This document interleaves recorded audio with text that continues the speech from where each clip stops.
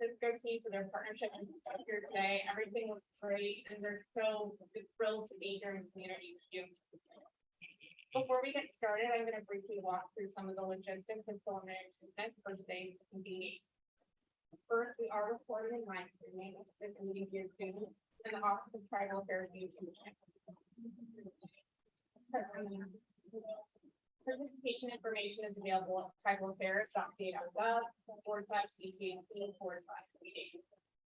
For those interested in following council, ongoing updates, including listening session recordings and the listening session summary documents, are available in the Health and Truth and Healing Council update blog at catruthandhealing.com. You can also get updates for events by following the Governor's Office of Tribal Affairs on Facebook, Instagram, and Twitter. Additional details, including meeting dates, agenda, and background information, are available at the TAC page of the Tribal Affairs site. We will have one virtual listening session this month as a reminder for those of you who have been joining us, and that's going to be next week on Wednesday, September 21st. And as a reminder, this evening's strategic planning session from 4 to 7 will be virtual participation. The link for that session is available on the Eventbrite page that you use to register, and it's our regular listening session link. You can find it on the site. I'd now like to remind everyone that in joining us here today, you agreed to adhere to the council's principles for respectful engagement, which I'll walk you through in a moment. A copy of the principles is available for your use and review at tribalaffairs.ca.gov/CTHC. Refusal to adhere to these principles will apply to all participants, including governing council members. If you feel at any time that you need to step out, or you feel that you need in need of assistance, please find one of our team to expertise in a moment. Refusal to adhere to these right to get that here. In order to create a space where participants feel welcome, hopefully respected, including our people, we hold the following. If you feel at any moment that you need bringing out the participants, members, authorized representatives, staff, operators, public, work towards sharing in their stewardship. If you are a participant in a convening with the council, we ask that you engage in the work of the council and others in an open and respectful way. Engaging with leaders is a welcome. Take care of your emotional and mental and physical well-being and seek support as you need it. Respectful engagement in the context of these meetings means affirming the person and critiquing the ideas, provide feedback constructively, and with the intent for mutual growth and healing. Welcome feedback and challenges to your opinions. Avoid contributing to assumptions or generalizations about tribes, private communities, or other groups. Do not ask individuals to speak for their perceived truth, speak only for yourself. Offer participants the benefit of the doubt. Spirited discussions are expected on these topics. It is a sign that folks are engaged in care, and remember to be respectful as you speak, read, and listen. Honor confidentiality. Do not hear others' experiences or information from permission. Assume that you have relative privileges and both explicit and implicit biases. Know that others may or may not have had similar opportunities, experiences, and backgrounds. Recognize that contributions are equally valuable. For those from dominant identity groups, refrain from contributions that prioritize dominant experiences over those that can marginalize.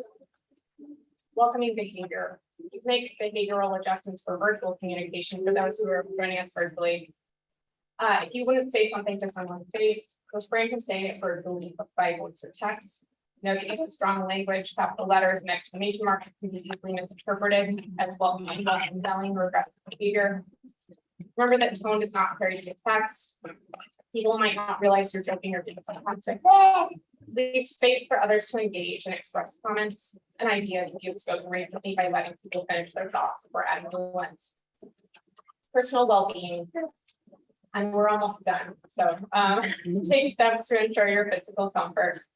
Some examples in virtual meetings include shifting your sitting and standing position often, taking a purposeful deep breath regularly, raising your eyes to look beyond the screen or sit back from the computer when possible. Keep a glass of water nearby and take sips throughout sessions. There is water, coffee, and refreshments in the back if folks need them. There's also restrooms down the hall that way. So please, if you need to get up, feel free to excuse yourselves.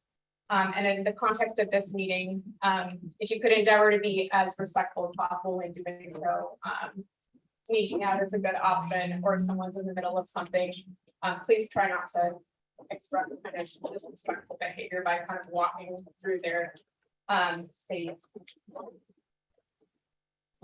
Seek support from your own networks or from provided resources as needed, and please alert council staff to any concerns as soon as possible. We recognize that participants bring their entire selves and histories with them to the council, and that topics explored during the course of this work may stimulate emotions and thoughts that would benefit from accompaniment and support. Although trauma responses can come from a variety of sources and contexts, the council understands that those who experience disparate treatment due to their Native identities may specifically want to seek assistance related to historical trauma and related issues discussed with council. We secured supportive resources for participants to be available for the duration of the council's work. The CUI is here with supportive staffing and medicines available for those who need them. And if anyone from CUI would like to say a few words about that, but you don't have to. Actually, I'll defer to Jackie. If you want to introduce yourself, Jackie.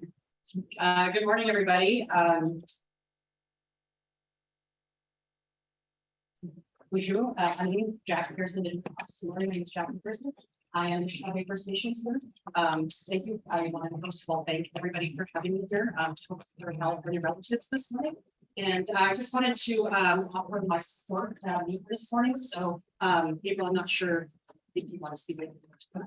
Yeah, so Sukui has been asked to work with the Truth and Healing Council to provide support for any of the traditional medicine. And also we know that a lot of these conversations can be triggering and bring up a lot of emotion. And so we want to make sure that we're taking care of ourselves. We want to make sure that we have support here. So Jackie is here and available. And you can always check in with her, or she may check in with you to make sure that you're okay. And that's for the circle. So if you need help with support, please feel free to look out for those folks. And thank you to our partners at CDPH for getting that contact together for today's meeting. Finally, I'd like to remind attendees that as we work through today's discussion, this process is necessarily open to all Californians, but we ask that those here as allies ensure that they please respect the space and voices of California Native participants, particularly elders in this process. For those members of the press in attendance, we ask that you engage with this process with deference to the Native experience, and that you commit to obtaining consent and final review from the Native peoples that you hear from today. We don't want this to be an extractive process or characterized through a lens that is not inherently Native or mischaracterized based on what people's intents were. And so we hope that you'll assist us in creating a safe space that's open, transparent, and welcome to all. Thank you again for joining us, and we'll begin with the agenda for today's meeting. And I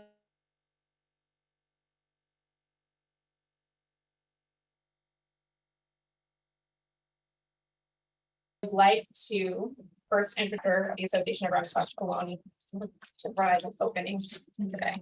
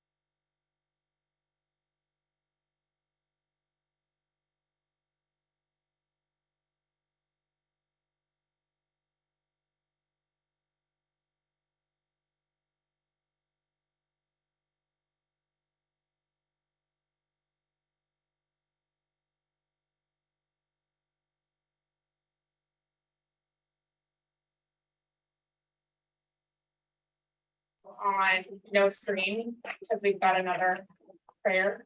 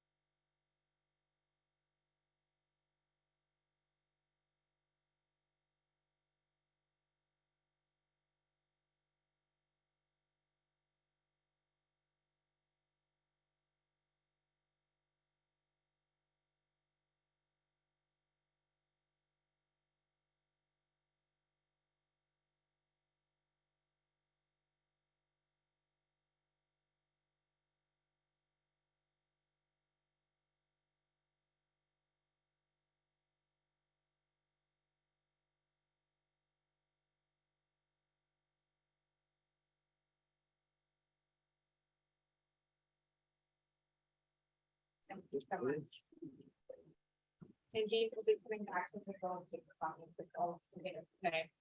For those of you that are standing, we do have a couple of chairs open. If you have chairs open next to you, can you raise your hand? And we encourage you to come join the circle and Anella, I'm looking at you. I got two open next to me. It looks like there's a few in back too. And I think before we have our next speaker, we're going to introduce our council members present, staff present, our partners present. And then if anybody else would like to introduce themselves and their intentions for today, we'd like to do that, and then we'll turn it over to Judge Abby to give a little bit of an update on some of the. So, council members present. Because Councilmember Turner is right in front of me, please feel free. Good morning, I'm Kitchener Turner, and I'm a council member, and I'm the vice chair of the Regional Marathon Senior Youth, which is located in North San Diego County. It's an honor to be here with all of you. I see some friendly faces. Thank you for coming out. It really is a healing place here. I visited here before, and we have a great turnout. So thank you for participating, and I hope that you all agree with some good objectives and future work for us. Thank you. Councilmember Borges. Mrs. Chale, Isaac Borges, good morning, I'm Isaac Borges, Bologna, Postanoan, from the Garganta Band, Postanoan, Bologna people down in Monterey County. It's a pleasure to be here. Thank you to Friendship House for hosting and allowing us to be here in this northern area of the Bologna people. So good to see familiar faces. Good to see, good to hear the conversation.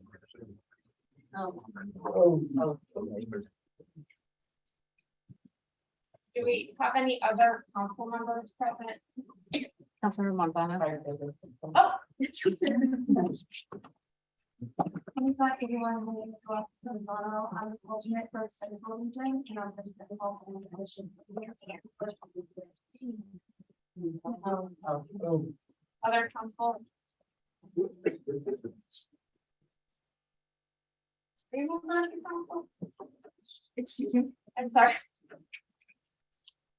Would you like to introduce yourself? Yes.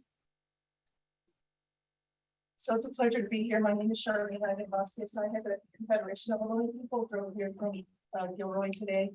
So happy to be here. I apologize for being late, but I think it's what it is. I'm here to listen and take back whatever I learned, offer whatever I can offer to the state of South Carolina. Thank you. And who do we have signing? So virtually, we have Councilmember Harper from Grayton, Councilmember Burris, Hayron, and Myers, Great, and Sisk. great. Wonderful. Do you want to unmute Michael and let them say anything?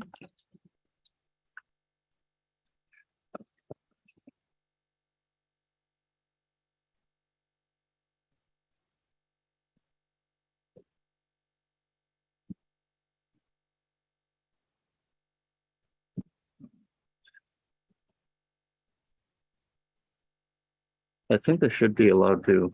Yeah, they should be unmuted. Councilmembers, can you hear us? I feel like I'm just talking to. You can talk to my laptop. Council members. Michael, let them say. Morning, can you hear me? Yes, Councilmember Prone, we can hear you. Okay. Good morning. My name is Neil Perone. I serve as a council member on the CTHC, and I also currently serve as the chairman for the Tule River Tribe in the San Joaquin Valley, just 16 miles east of Porterville. It's a pleasure to be here today, and I look forward to the conversation. Thank you.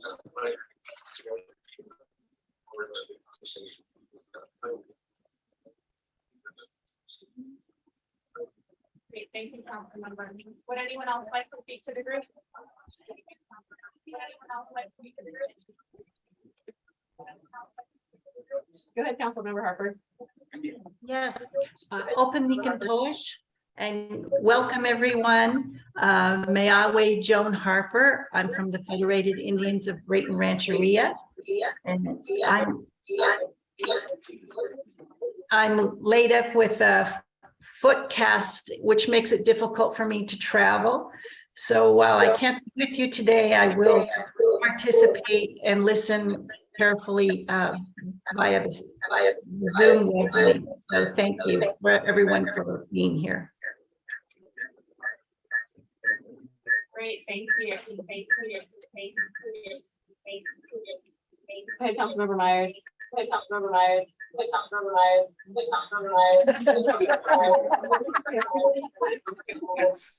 I feel like that's a dream I had one time. Thank you all for showing up. My apologies for not being there in person.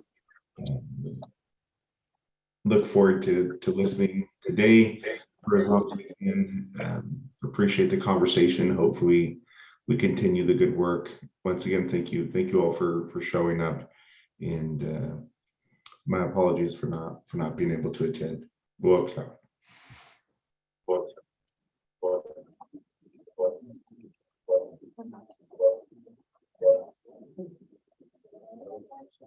Thank you, Councilmember Myers. Would anyone else like to say a few words to the group?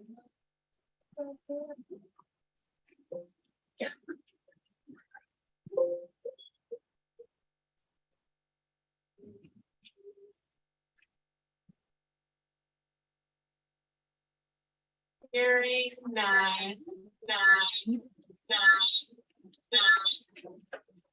Okay. Hearing none, we will then move to members of staff who are available, and if you need anything at all, please feel free to find one of us. So you all have already met me. Loretta, would you like to introduce yourself? Sure. Well, good morning, everyone. My name is Loretta Miranda. I serve as Deputy Secretary of Tribal Affairs, and as I walked in today, Mr. Shirley came and gave me a hug and said, welcome home. I worked at Friendship House for about 4 years, the intake and outreach coordinator pre-law school, and I'm now working in the governor's office. I am a descendant of the Morongo Band of Mission Indians in Southern California. I'm Serrano Cubeño, and happy to have you all here today.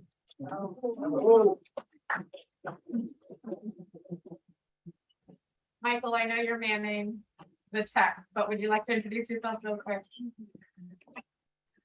Hi, everyone. I'm Michael Park. I'm the assistant over at the Office of Tribal Affairs. It's an honor to be here, and I appreciate the invitation and being part of this. And thank you for your time. And many of you may recognize Michael from all of the email blasts that you get. So he's a celebrity, I think, in the space. Vanilla. Hi everyone, my name is Nala Tucker. I am best versed in South Sierra as an acting as a fellow this summer for the council and very happy to be here. And Andrew, our guest today. Hello, everyone. My name is Andrew Hewitt. I'm the assistant in the governor's office. I'm a descendant of the OTT Wintu, and thank you for the space. Glad to be here. And then we have a partner from the Department of Law. You'd like to introduce yourself to the jury. Hi, my name is Edward Bonweva. I'm an enrolled member of the Long Beach Tribe of North Carolina, and I'm with Decolonizing Development Project with my colleagues Carlos and John. We are supporting the work which we keep doing here in California through a fund, called the California City Healing Fund, that's offering grants to tribes and native-led nonprofits who are doing work that is in service to the goals of the council. So we currently have our we open, but we're doing free to check it out. You can get to the link from the business website.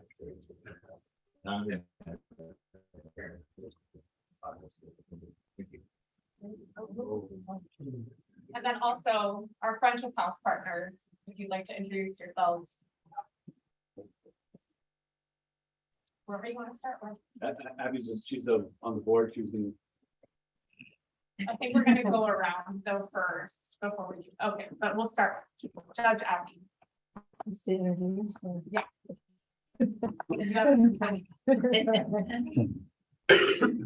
Skianacoy, Judge Abby, I'm from Yurok people in the north. I served on the board for decades and recently went into elder status with the board.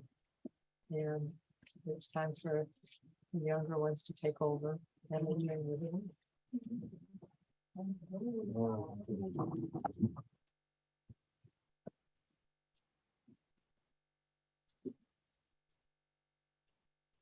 Good morning, everybody. My name is Wayne Grigsby. I'm the chancellor of the Yoka Tribal Union on this Saturday. I've been associated with Friendship House since 1984. Met Helen via Patricia. Right here. Well, there you go. I met Helen, Patricia introduced me to her, and I've had a very good relationship with both Patricia and Helen for many, many years. I was a former patient here at Friendship House. Completed the program here in California.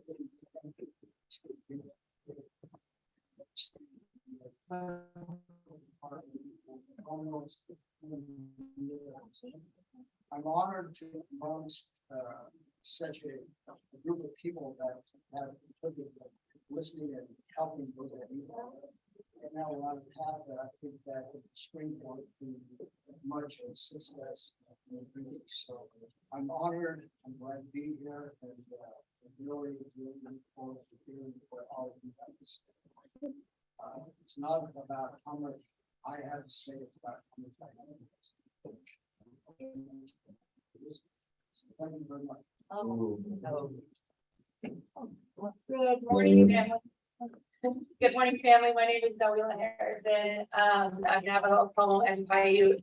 I'm an enrolled member of the Walker River Paiute Tribe of Church, Nevada. Born and raised here in the Bay Area. Come from a long line of strong Native women who were relocated here back in the 60s. I'm currently the contracts and compliance manager here at Friendship House, but I'm also one of the village project leads, and I oversee our youth program and our data collection department. I just want to welcome you guys all for being here and sharing this space. Like I came down from my office and felt such a strength and healing power. So just thank you guys for all being here. And it's really great to see a lot of familiar faces. So welcome. My name is Jacqueline Lomeli. Our family makes Nevada and further back we go sweet. I'm San Luis Obispo. We have relatives in Tonga. I'm from Southern California and I came here back in 2007 to get treatment to change my life. And I'm here to share and to bring back the recovery to other members of our tribe to let them know that life is possible and that you can have a beautiful life. Thank you.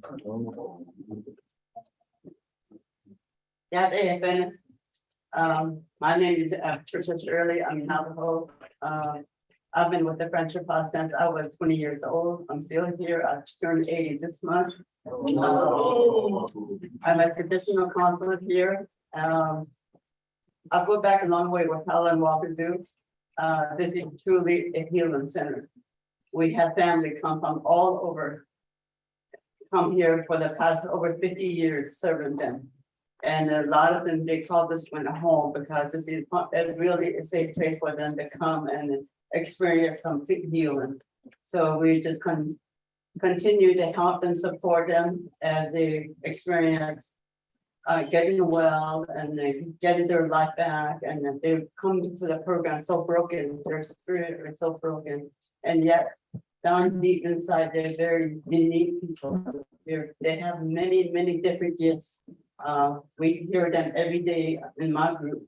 They sing, they pray, and talk about their experience. And that's how they experience healing. And this is truly Helen Billen. She had the biggest dream and she achieved it. We only have boarding school education, and yet we put this one to work. Nobody believed us it was going to happen from the beginning. But through prayer and faith and just continue to focus on our vision, our dream, believing in ourselves, the feeling is here. And now we're so anxious to get the other one started. That's going to be amazing. what a shining building that will be in the city of San Francisco for our people to get together like this. So I truly honor you for your gift, your healing, that you're here today. So we're going to have a beautiful, blessed day today. Thank you. And we're getting some feedback from our live stream. If folks can kind of yell a little bit, then they might feel it.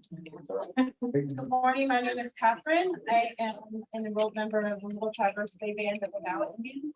I'm an intake coordinator here, part of the community outreach. It's an absolute honor to be here with you today. I'm also an alumni of the Friendship House from 10 years ago, and I maintain my sobriety and an example of what this beautiful healing center can do for our Native people. And it's just a real honor, and I'm very proud to be a part of this today. Thank you. Hello, good morning, relatives. My name is Peter Brad. I'm from the Quechua Aymara, South America. Born and raised here in San Francisco. And I've been with the Friendship House almost 30 years and have that many years clean and sober. And the program here changed my life. And I really want to really thank all my California relatives. You know, I always say I'm local, born and raised, but I traveled up and down this beautiful state we call California. And I feel blessed to grow up here. And so I really want to welcome all the California relatives who came here.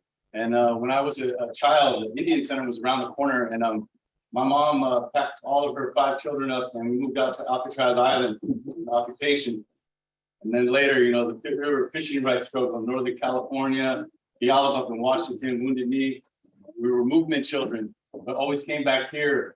And you know, I remember seeing people like Wilma Mankiller and John Trudell, and Bill Wapapaw, all these different Native leaders and California leaders would come here to pass through the city and share ideas, share stories, share ceremonies. And I feel like we're continuing that today. So I want to, I'm with the Friendship House Village Project. And we're trying to create a social service hub for American Indians. And I want to let you know that the majority of the relatives who come here for healing are from California tribes. And so when they come here, they say they feel at home. This is their home. So I want to welcome each one of you, and I want to thank you know, the Governor's Truth and Healing Council, Christina. Thank you so much for your support over the years. And hello. Thank you. And so before we get to the next item, I'd like for everyone who'd like to introduce themselves to go around and introduce themselves. And you don't need to say the intention if you don't want, but you can if you like. And what we'd like to know is your name, where you're coming from, and maybe why you're here today. So because you're right next to me, maybe we'll start with you. Oh, I'm sorry. Good morning, that's it all the way around. My name is Nadia Brad. Sister to Peter, so a lot of what he says is my story too. I just want to say thank you and also acknowledge our relatives like Quechua Aymara from our father's side, German English, that was Czechoslovakia. But growing up here in the community, our mom, she came from down south, Peru, and she was transplant. And the way she says it is that she didn't know why of all her siblings that from the past and came here to a different world. But her only knows that she planted 5 seeds here. Either myself or 2. I was the first good cause I say that because I wouldn't have been able to do that had it been for this Native community. You know, Indian program, and Mom Helen adopted us, and just the support and love of the community. We're going to college like that was a game changer. Why? Because part of the thing that we're navigating is how to deal with the systems that create some of the obstacles to the healing. So I just want to say thank you, and I'm really happy to be part of it as a board member, because besides this being a historical moment, besides that we're trying to heal here and now, for our young children coming up, but this for future generations, and how I see the healing towards the back to our ancestors of all that has happened here. So just want to say thank you, everybody, and it's so powerful that so many people are hungry for this, and it's when we bring that together that we can make things happen. A lot of people didn't believe in this, but to a lot of us, no doesn't mean a defeat. No means, okay, creator's giving us a message, it's not this way, so let's find another way. So I just want to say thank you, everybody, for coming together and keeping this momentum. Before we move on, any other board members?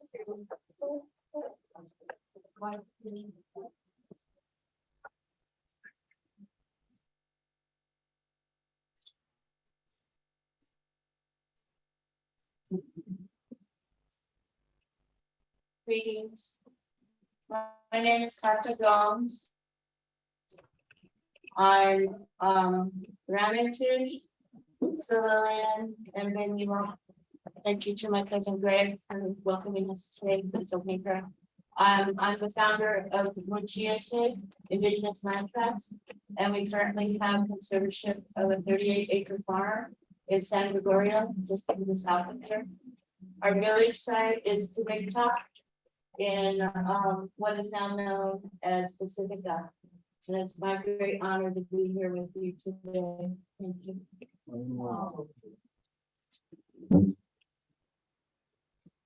Good morning, everyone. My name is Elena Chavez Zapada. I'm in the government and the new senior advisor for social innovation. Really excited it's an honor. Good morning, everybody. My name is Davila Hussey. I'm a descendant of the Choctaw Nation, a tribal liaison with the California Interagency on Homelessness. It is an honor to be here with you today for the purpose of learning and being in the community office and the Friendship House and the community for hosting. Thank you so much for having me. And we'll go, I think, back row first. Okay, back row first. You can say pass if you don't want to. Hello, my name is Chen Krilla. I'm a member of the Ventus Corner and Alabama Homo Indians, and it's an honor to be here with amongst all of you. And have a good day.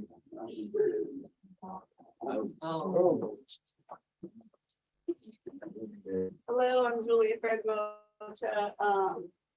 I'm from Branson Indian Rancheria, and I'm part of the, my dad was from Big Valley Rancheria, my grandma was from Coosa, so I have a lot of ties in a lot of places in Elam Indian Colony, so I have ties to all those places. I've sit on the Northern Valley Indian Health Board. I'm part of the Canopitai Wellness Institute and with the Native Dads Network also, and so I'm here with them. Heketema, we look at them so we can Clifford Nota. How are all you? My name is Clifford Nota. I'm from Elam. I'm also here with Native Dads Network, and my family was relocated from our reservation in the early '60s here to the Bay Area, Oakland, California. And I remember coming down when they moved back in the early '70s, and then we would travel back down to the Bay Area, and my grandfather and grandmother would do a lot of cultural things down in Oakland for their Friendship House there. So what a beautiful day it is to be Indigenous. What a beautiful day it is to be here in this present time.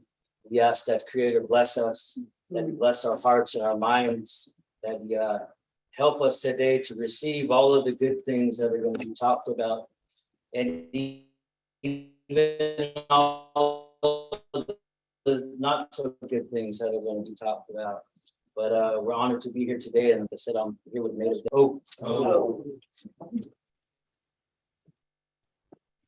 Mana, Winoa, Nan, Hanima. How are you all, my friends and relatives? My name is Aditya Aguilar. I'm a member of Canoleville Homo Nation. I'm also here with the Native Dads Network. I serve as director and the founder of Native Sister Circle. I'm a community member. proud mother of three, and glad to be here amongst you all today, and a part of this healing for our future and for today. Oh. Hello, and thank you for allowing us to be here with you guys today. My name is Sergio Hinojosa Jr. and I also sit on the board of Native Dads Network from Sacramento, California. And just an honor to be here amongst your people, and just want to thank you again for having us here. Just to get this healing and all these good words. So I come with an open heart and open mind, and I just want to listen and be a part of this. Thank you.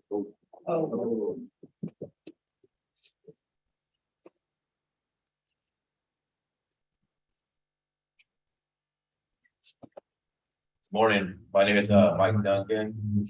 On my father's side, Mighty Wingtune, Wailaki.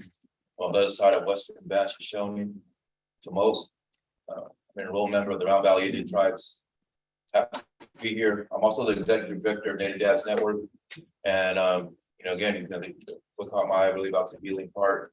We're all on this healing journey. I have sobriety. My sobriety started 15 years ago and led me to this path today. So I'm excited to continue to work with people that have that same similar vision for our people of healing and resiliency.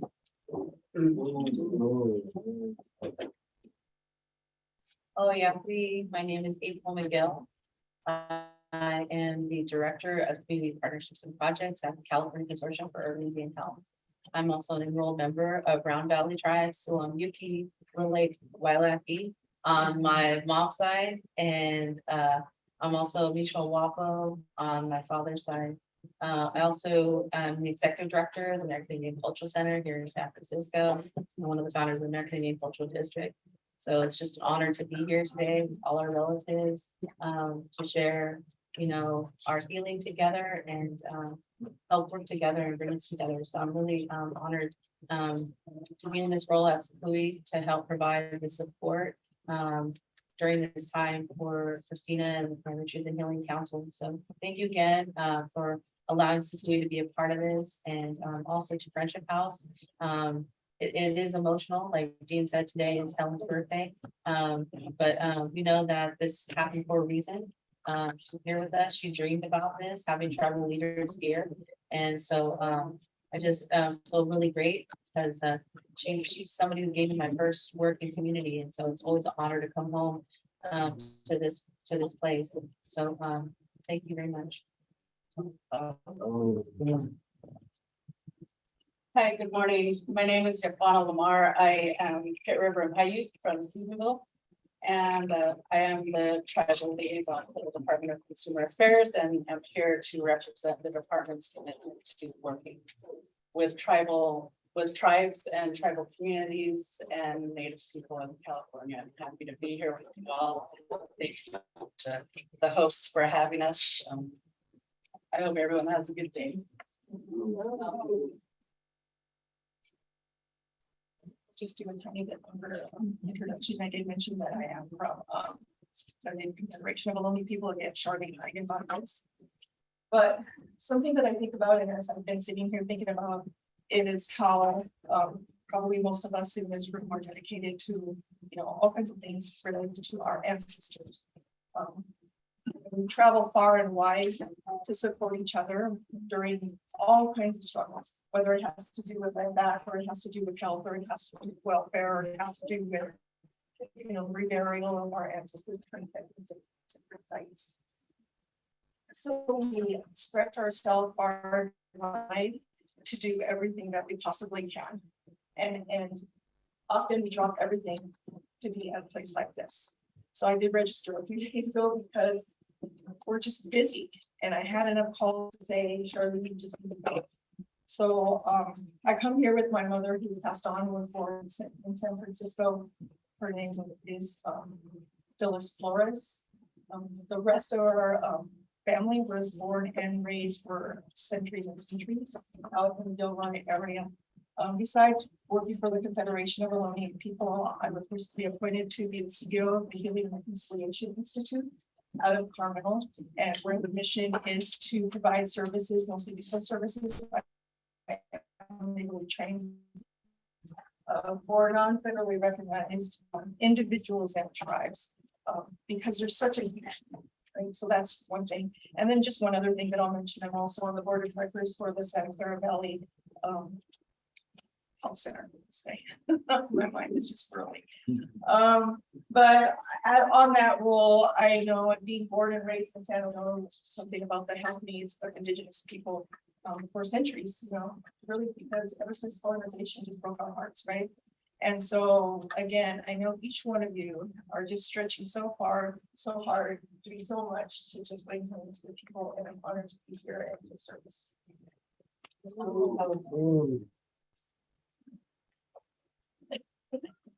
It is an honor to be here. My name is Catherine Pugh. I am with the Regenesis Institute representing Harold Mitchell. We are partners with the Friendship House. And I could not help but think how, while this is a sacred and quiet ceremony, that the world needs to really shine its light, the nation, and see that people that they thought that they had disgraced, the owners of this land are here, and how much our world and the nation can benefit if they were also engaged in the healing process as well. So we're excited about being partners with Friendship House because we realize that when Justice 40 and Biden, the president, issued Justice 40, that no nation deserves more than Native Americans. Thank you so much for the opportunity to be with you.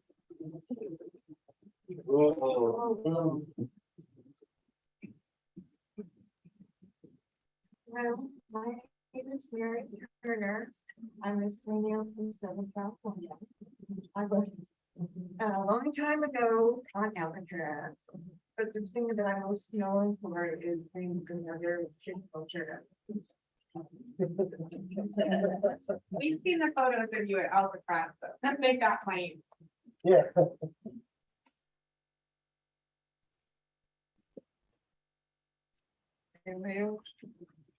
My name is Deborah from my Indian reservation.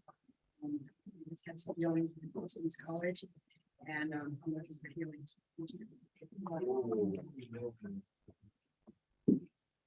Hello, hi everybody. My name's Mona Olresman. I'm UK from Round Valley, and I'm honored to be here with everybody today.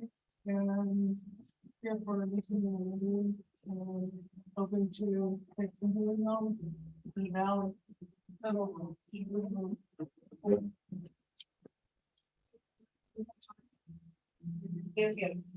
morning, my name is Nicole Whipple. I'm also from Round Valley. I'm part of the youth tribe committee. The committee that is with UC Main Street.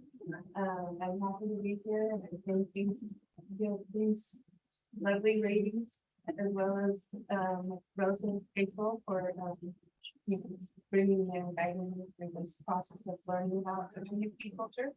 I have many other tribes. I do know as well. And UP is one of them. It's on the water side. I didn't have the opportunity to know much of my learning. I'm also a student at the University of Oklahoma, studying Indigenous Peoples Law. I'm also a support specialist in Round Valley Reservation for Minnesota College, Junior College. And I want to thank you all for being here, and I want to acknowledge our family members who are walking today in honor of the Gnome Cult Walk that's happening in Round Valley, which is our story, our Trail of the Tunes story that's happening with our family. Besides being Yuki, whereas we were original from Round Valley, original members, we all have family members, and we descendants from the other tribes that were forced to this weekend. Share their thoughts. Thank you for having me. Good morning, everyone. My name is Lisa Galley, Pitt River Nation Tribal Council alternate, and also the co-director for Indigenous Justice with my sister Morningstar Galley, who is on her way here today. I'm here for healing. When I heal, we heal, and when we heal, our world heals. Thank you. I'm Samantha Stowell and I work for the San Manuel Band of Mission Indians and I appreciate it. My name is Clarissa Becker, and I'm a member of the Navajo Nation. I'm also with the California Environmental Protection Agency. So like some of my fellow state colleagues, I'm here to impart the commitments that CalEPA has to work with tribes and tribal organizations. Said another way, we have a lot of grant money we'd love to see get to you all. So don't forget about us. And like all of you, I'm here in community with you as well. Oh, Must be everyone. My name is Gina E. Thompson. I'm from the Cherokee Nation and serve as the Assistant Secretary for Tribal Affairs at the California Natural Resources Agency. I just want to say thank you to the Friendship House, the Truth and Healing Council, Secretary Snyder, for convening us all here today. I'm here just to listen and learn and thank you all. Nice to be here with some of our. Get Tracy, it's such a good, my life is into.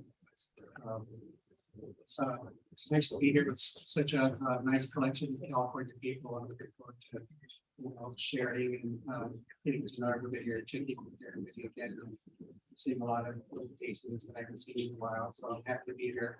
I'm here representing Cultural Conservancy. So, organization, I don't know, just what one ways. And in the back, if we could speak just a little bit louder, because the microphone's up here. So if you could just project a little bit. Dios and Chanya. Hi, you all, my name is Sarah Moncada. I'm Yaqui Apache on my father's side and I'm on my mother's side. I really look at that as a way of informing me that my commitment to land is strong across many rocks on this planet. I'm very informative in that deep and powerful way. I'm overwhelmed to be here with you all today. This is really special. I'm feeling a lot of the Helen emotion too. I feel very humbled to be here, part of this circle. In a lot of ways, the stories of a lot of us that are more of the intertribal circle of this particular community recognize that we're guests here.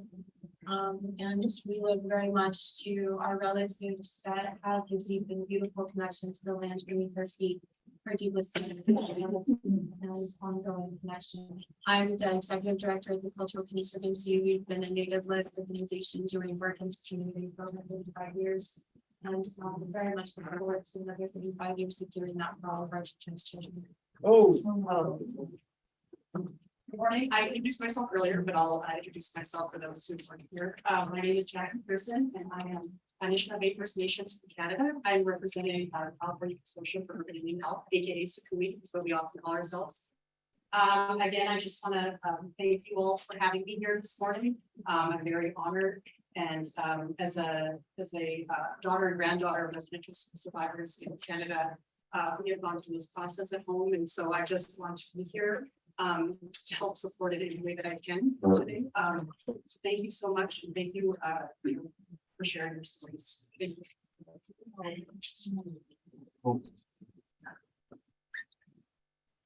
Hello, good morning, everyone. My name is Alexandra Sasha Silvano. Thank you so much for the invitation and the inclusion to be here today. I'm with the California Department of Public Health in the Office of Health Equity, with a focus on tribal health equity. A special thank you to the Governor's Office of Tribal Affairs and to the Friendship House. Thank you so much for bringing us together today. And I want to recognize that our tribal liaison, Deputy Director Dr. Rohan Radhakrishna, sends his regrets that he cannot be here today. It's been pulled to other events, and really an honor to be here as a representative and to listen, learn, and to be in partnership. Thank you.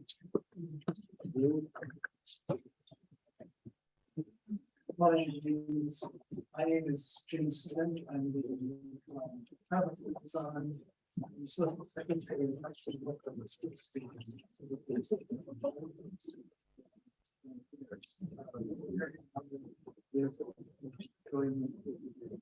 I'm also here to listen to anyone and I'll speak out as more.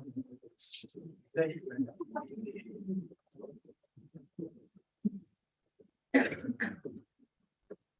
Some way everyone. Not the pit reservation to the event, replacing them for another staff. So probably representing my fellow people who feel I'm really to make it. I am also here for my grandmother on this healing journey. Happy to see finally this truth come to fruition for our California Indian peoples and for all those beyond. Wearing another hat on behalf of the American Indian Cultural Districts, Director of Community Development and Partnerships. Thank you, relatives, for providing this space. Oh. Morning, everyone. My name is Shreya Suvit, the Pueblo youth in Iowa. On the mother's side, on the father's side, Brazilian and French. I'm here today to listen, to learn, and to be here, and also here today to present the local truth and healing, American Indian Truth and Healing Reparations Advisory Resolution. Oh. Hello, everyone. Thanks for inviting me here. My name is Jason McCannell. I work at California State Parks in the Director's Office. I'm on the re-examining our past leadership team. We're doing things like a lot of work on place names lately, as well as a longer term project, sort of reinterpret history across the parks to reflect the truth of the depth of beauty of California history. I was recently appointed by Secretary Holland of the Department of the Interior to the advisory committee on reconciliation in place names. So we're working on this place names issue, and I also work as a consultant with the American Indian Cultural Districts in San Francisco for the last about year and a half. Anything else talking about? I'm taking it.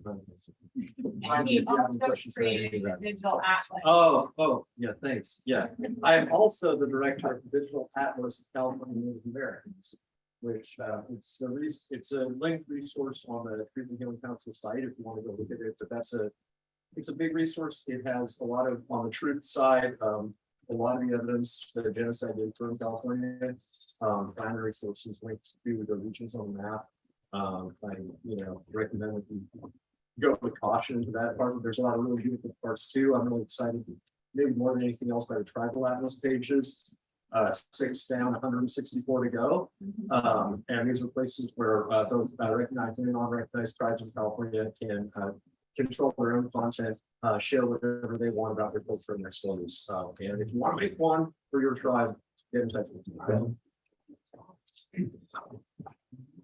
I'm Carmen King. I am a descendant of the Aleut tribe in Alaska, and I'm here today representing the ACLU of Northern California, where we're currently engaged in a project to uncover the history of slavery. And I'm here today to. Laura O'Connor, I'm honored to have been invited and asked by Cullen Wakazu to be in the development of the village, which our brother Peter said, which is happening and is moving forward, and honored to serve and work with the team of Abby and Jalila, Doug, Abby and Jalila, and others. Thank you, Secretary Snyder, and all of you for being here. Good to listen and learn. Squanakoi, Nakna, Virginia Hedrick, Tragon, Mail Metchuck. Good morning. My name is Virginia Hedrick. I was listening on the Zoom. I drove from Sacramento or YouTube, and you really can't hear anything. It's a lot of traffic this morning. So like for those listening in, it would be a huge favor to project that way because it's just chaos on this side. I'm the executive director of the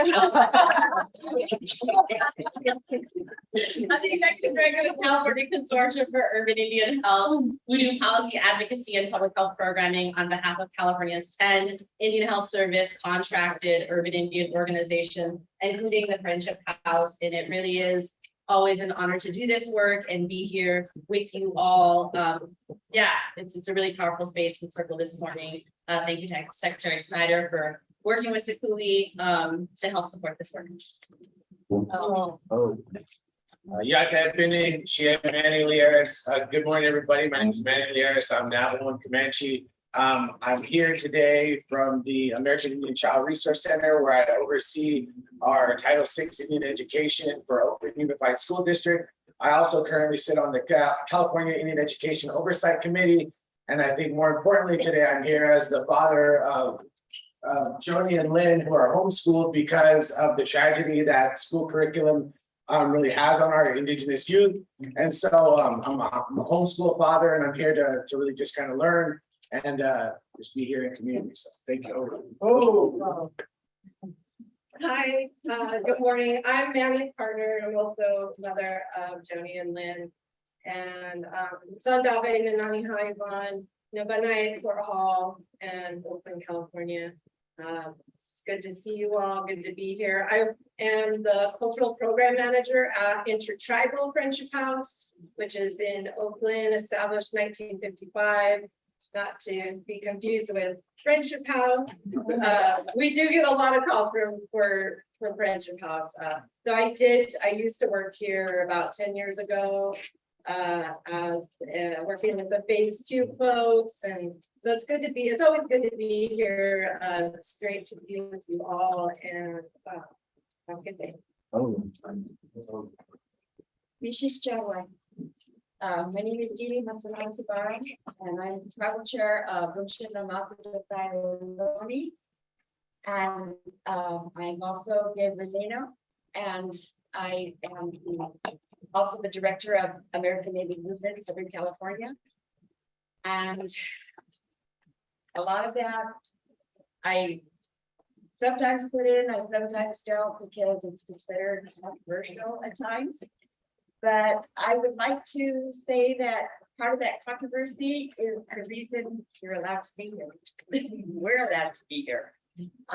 Because just on this time 2 years ago, I'm proud to say and honored to say that we were all here. Some of you were here in San Francisco as we witnessed the taking down of the early days statue.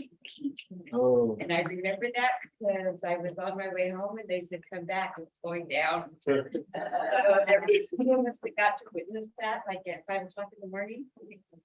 And the Indian got off his back, finally. So it's things like that. Also got to be part of the hiring as a school teacher down in Riverside, California. So I'm trying to be on that, on the education for the kids and what's being taught, and it's being taught to our kids. So there's a lot of work to be done, a lot of healing to be done. And I'm proud to say that at 66 years old, I'm still doing it. I'm doing it for our kids and our grandkids and my grandkids. So I'm honored to be here. Been to the Friendship House in Oakland many times, but this is my first visit here. And I want one of these down south. Hello, everybody. Thank you. Well, I was here. My name is David Ibarra. I'm also a member of Loni, and I'm a security director for SoCal. And if any of you are going to be down south, October the 9th, we're having our Indigenous Peoples Day event in Pomona. I have flyers. If anybody will want one, you guys will make a trip down here. It's October the 9th. So maybe somebody can go down. I have flyers for you guys. Thank you. Good morning. My name is Sam Manning. I'm from San Jose, California. I'm doing a supervision here in Friendship House. I've been here for a week. I feel pretty good by myself. The people have welcomed me and embraced me, and I thank you for having me here today. Thank you. My name is Alan. African American Native American. It's about 9 days, and I don't know what I do without this place. I'm very grateful to be here in this place. Thank you. One of those hilly. My name is Scott Sandoval. I'm one of the Chansey and Shaw Namni. I'm a client here at the Friendship House. Been here for almost 90 days. I'm asked to be here to get the healing and the healing that I need here in this program. And I thank each and every one of you. I forgot to skip that. I'm almost so really got you an asset. Thank you.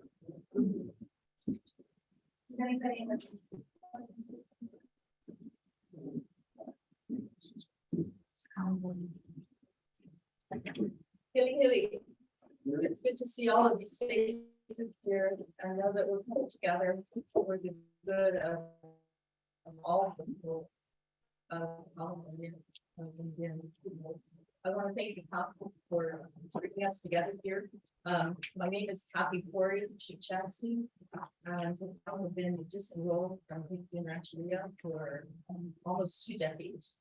I'm here with hopes that we can come together because we have issues not only within our big government treatment from the past, but within our own Indian country as well.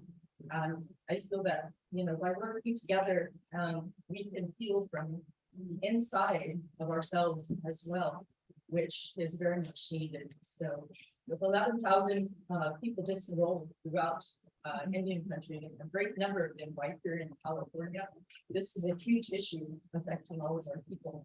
And that generational trauma is being continued within our people. I'm here with an open heart and hoping that everyone will find an answer and a solution to move forward in a good way for all Indian people. Thank you.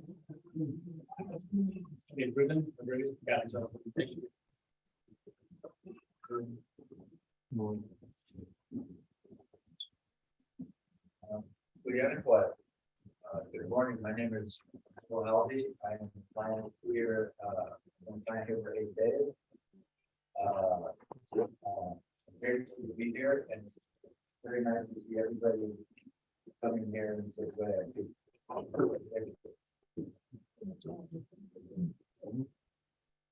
Hello, name's Sundara, that's skin. Don't know much about my aspect side or people are, but very grateful to be here. So welcome here. I want to get a lot out of this. Thank you for your time.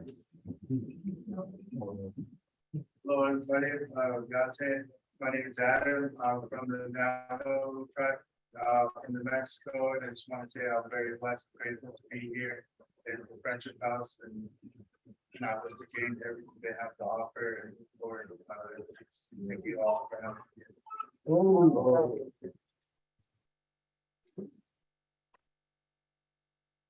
Hello, my name is Molly Arthur, and I am working with Catholics on reckoning, repentance, and reparation. And I appreciate your invitation for my witness today. Buenos dias. My name is Roberto Hernandez, and I'm Mayan in Yucatan, Guatemala. As far as Nicaragua, we have relatives. I was born and raised here in Valle La Mission, San Francisco, and I've been connected with the American Indian Center starting in 1954, which used to be on Valencia Street. And we've have had a beautiful brother-sister relationship between the Latino community, because we are here on a local lands and recognize that from a very young age. So it's a pleasure.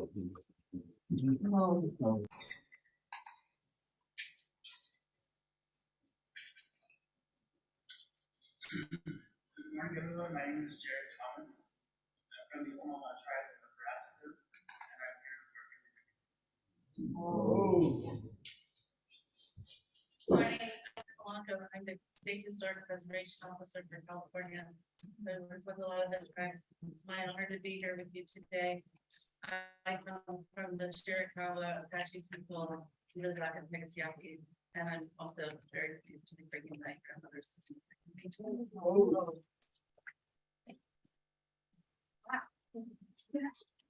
So thank you so much. My name is Mary Lopez Keeper. As Virginia said, I am Fire Muchin, Lucenio. I'm a member of the San Luis Rey Band of Mission Indians, Camp Pendleton, Northern San Diego County, territory.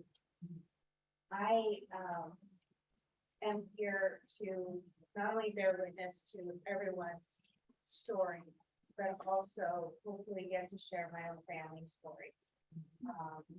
Just like Julie said, I bring my grandmother and my grandfather's story. I'm here today because I was invited in my capacity as the director of the Office of Native American Affairs for the Attorney General's Office, California Department of Justice. And we are here to share our commitment to the governor's call for forgiveness, so that there can be healing, but first there must be truth.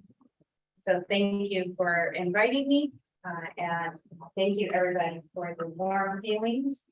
I feel blanketed by the good medicine in the room. So thank you.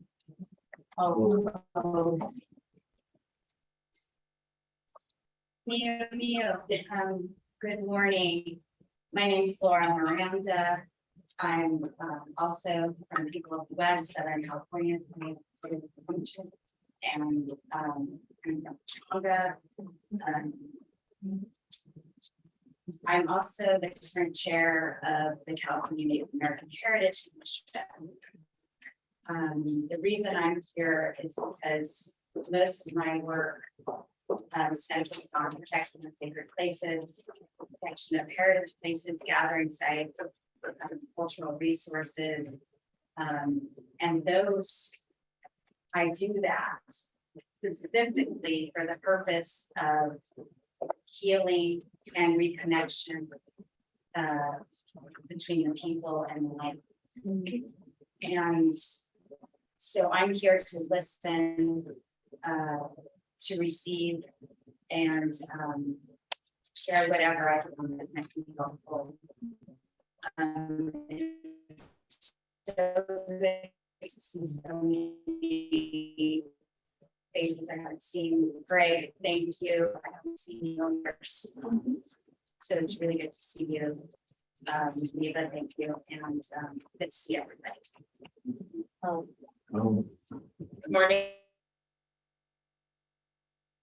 Everyone, I have a few lives in Virginia.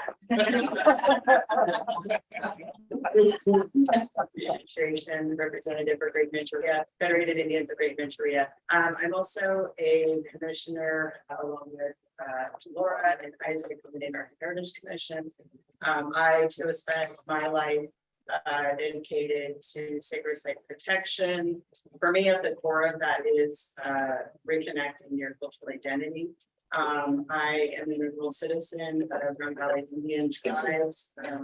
I also was raised on the Oketo Rancheria, so I'm the Oketo Pomo. So I'm happy to be here. Thank you, Greg. Didn't see you a couple of weeks ago, I feel like. I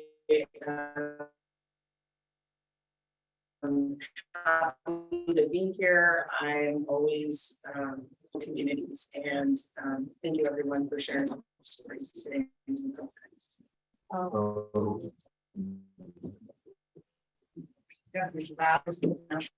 IUK, Billaham, Lena Ballman. I'm here kind of representing myself today. We've been on a journey. If you're a California native, you've had the same history as all of us. They tried to wipe us off the face of the earth, and we're still here.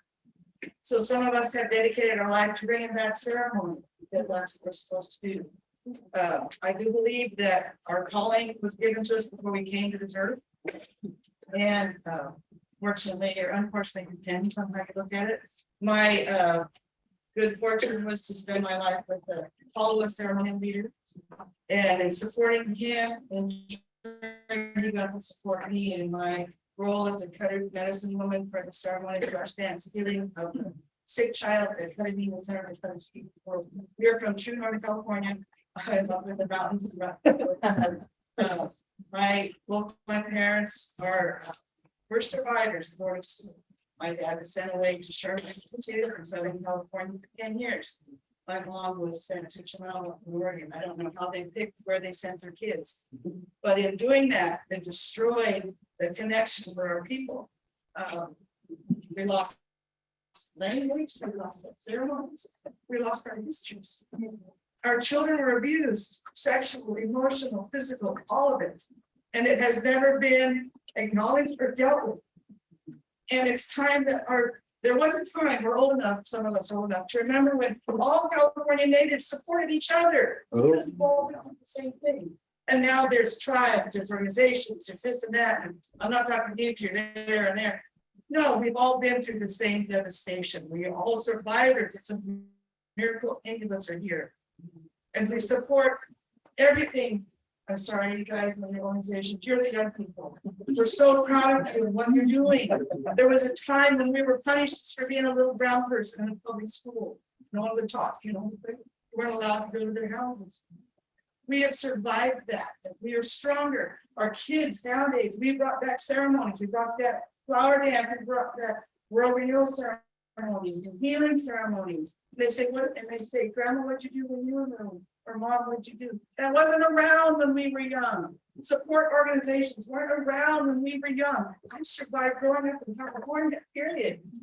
It's a miracle any of us are here. And if this organization, if this project gets any strength, I hope it moves forward and helps heal our children. I've seen my own nephews and nieces and grandkids. They don't fit in the education system. We worked in education for years. We had an Indian magnet school working with kids because they won't work with non-Indians. Indians, if they don't like something, a lot of them don't speak up, they just go away. We are the invisible people who have survived this devastation, the Holocaust and the genocide in California. And by bringing back, Greg was talking about the songs, bringing back, to me, every little piece you bring back is a puzzle. And eventually, hopefully someday that puzzle will be full so our future generations can go strong and be proud of who they are. I had my facial tattoo put on because I am not invisible anymore. The community I grew up in made me feel invisible. And I put this on so my younger grandkids and kids and they're part of my spiritual family will be proud of who they are. I've had my markings for where I'm from. So we had a recent event where the traditional tattooist from Hawaii who did mine 20 years ago came and he tattooed 23 women's chins, Virginia with one. Oh, they need to be proud of who they are. They need to feel confident and comfortable with carrying their marks. It's who we are. It's how we identify.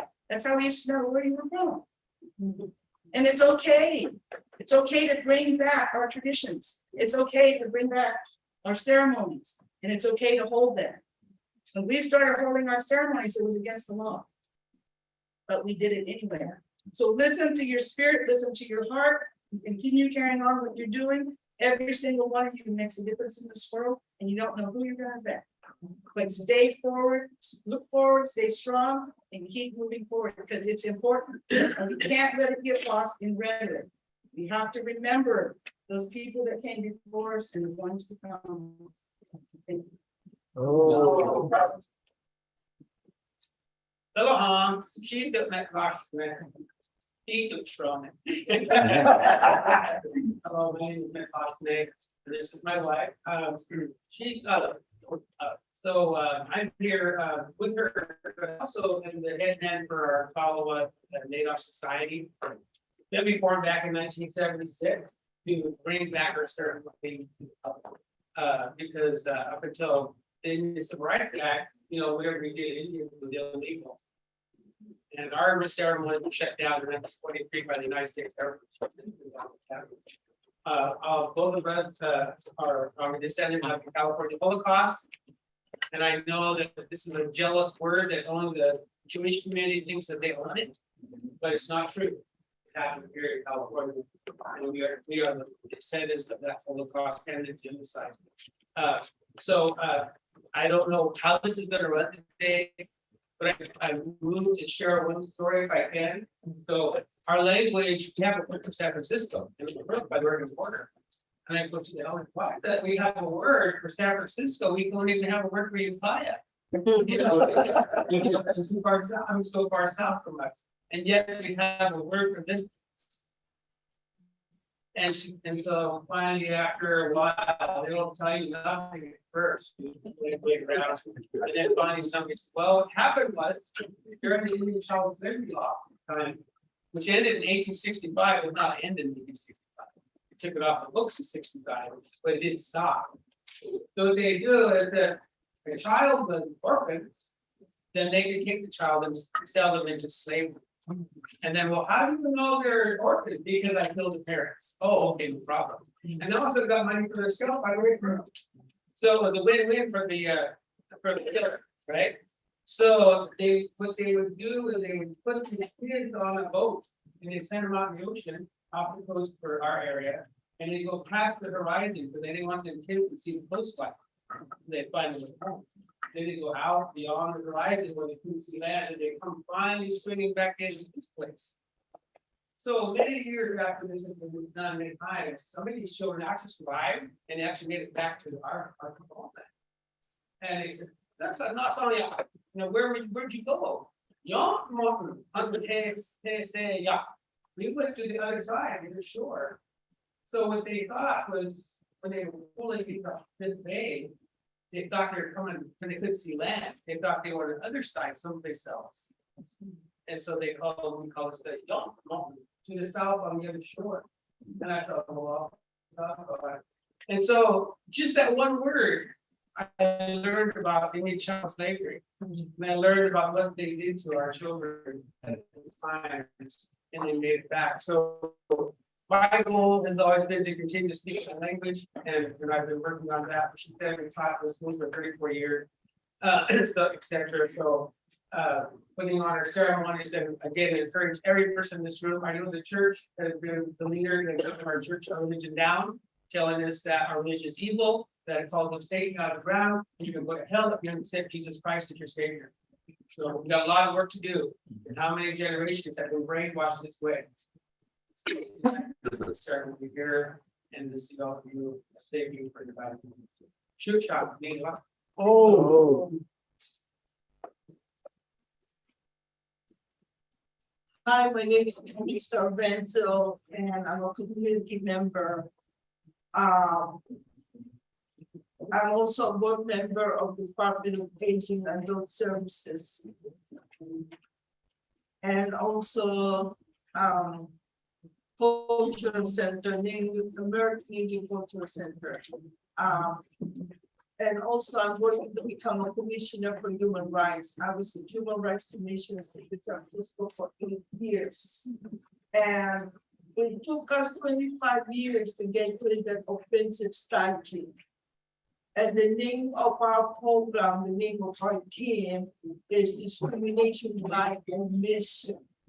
They tried to get rid of us.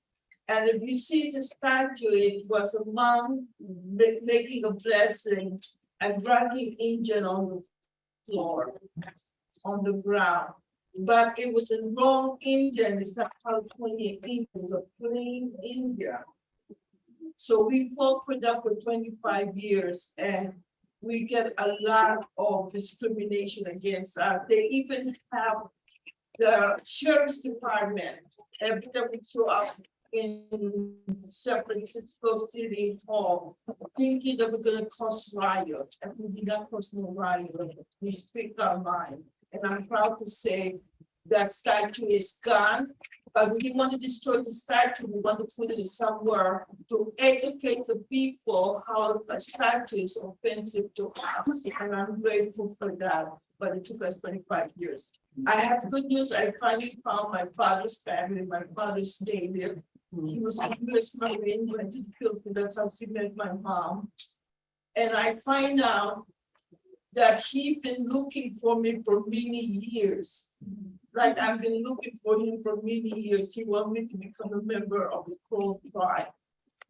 And he died at the age of 49, but he told his family about me. And through ancestry, I finally found my half sister. And when we messaged each other, I was very cautious because I didn't want I don't want her to think I'm up to something.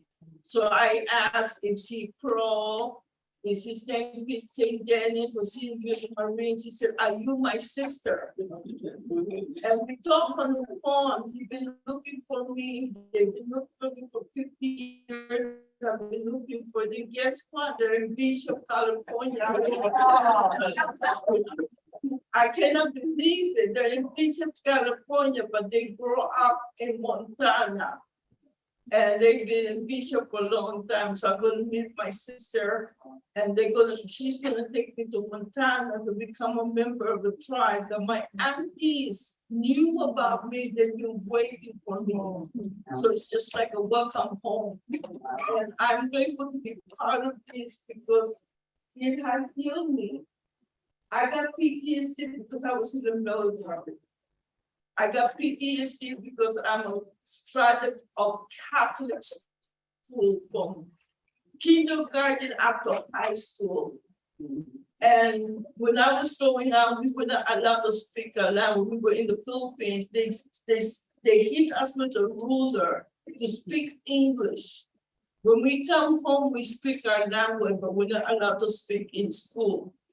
And so I've been through a lot. But I never thought that my father is a boarding school product. And he's been in boarding schools up to high school in Canada since a Chippewa too. And I'm grateful that I met my sister and we can talk heart to heart. Thank you for letting me share. I appreciate all of you. If nobody had told you that they love you, I want to tell you I love you. My grandma told me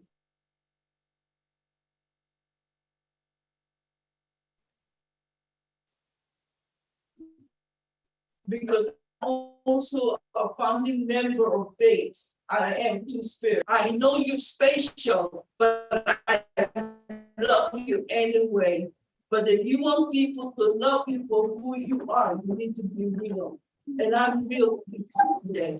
Oh. Very quickly, as a reminder, there are tissues in the middle. I'm sorry, and earlier I spoke here at the house and you on-call security and hospital needs. I'm so happy. I had no idea that I was gonna be the only one. But when I came from Southern California, to have the treatment to change my life. I was the only one and people wouldn't even know what this was. And I'm like, I'm gonna prove. I know the people in the West, I am a descendant of the Twitch Topomai, which is on Camp Pendleton. My auntie, married girlfriend, I consulted my aunt on like what to say. I have a whole thing, but I can't tell it all right now, maybe later, but she's really excited that I'm here representing our family. The word that I got to the chance to step forward and get clean. Not just from drugs and alcohol, but the reasons why I had these feelings of doing this kind of self-defeating behavior. I took the courage to change my life. And I used to work for our tribe way back in the 2000s with Carmen. We used to do the recovery of broken pottery and bones and stuff. We did in recovery, and we sent that stuff to the Native Museum of Man in San Diego, and they sent it back. So I got a taste of my culture back then because I didn't really know. My father was in the Air Force, and I didn't really understand what was going on. We had invasion in the 70s, right after Alcatraz. We started having it. We had some people come from EQ University to come teach us culture and stuff, but no one knew about Lusenian people. So I didn't really know. I'm half Italian and half Native, and a little splash of Spanish in there too. But I didn't know. My mom didn't really know. We weren't really taught these things. My aunt sister, who we call aunt sister, her name's Mary Beltran, aunt sister knew all this stuff. So I really kind of just got into taking her brain about what's going on with our people and things. I mean, I lived in Paula for years, but I didn't really participate in the culture. I went to the Basket Weavers little thing that they have there, and some little things when they have the fiestas down there, and that's all I really knew. I didn't really experience it. But now that I'm clean, I've been clean since keep relevant and engaged for 15 years clean, and this place helped me. So I can help my people and show them like, look, you don't have to live like that. And I want to learn more. I mean, I'm learning more. I don't really know anything about praying our way or anything. I pray the Lakota way, and I've been doing that for years, but I don't know about my culture. But it's nice to know that wherever I go, I don't make friends, I make relatives. And so I consider all of you my relatives. The staff here when I came here, they're amazing. Miss Patricia, Wade Grigsby, Randy, they're my family now. They've been my family back here in San Francisco. So all I can do is represent my Southern California people here the best way I can. I'm so happy to see you ladies here from Southern California. We have relatives in Chongo, we have relatives in the Boga, Ernie Salvato, our distant relative. He passed away, I'll be the first junior.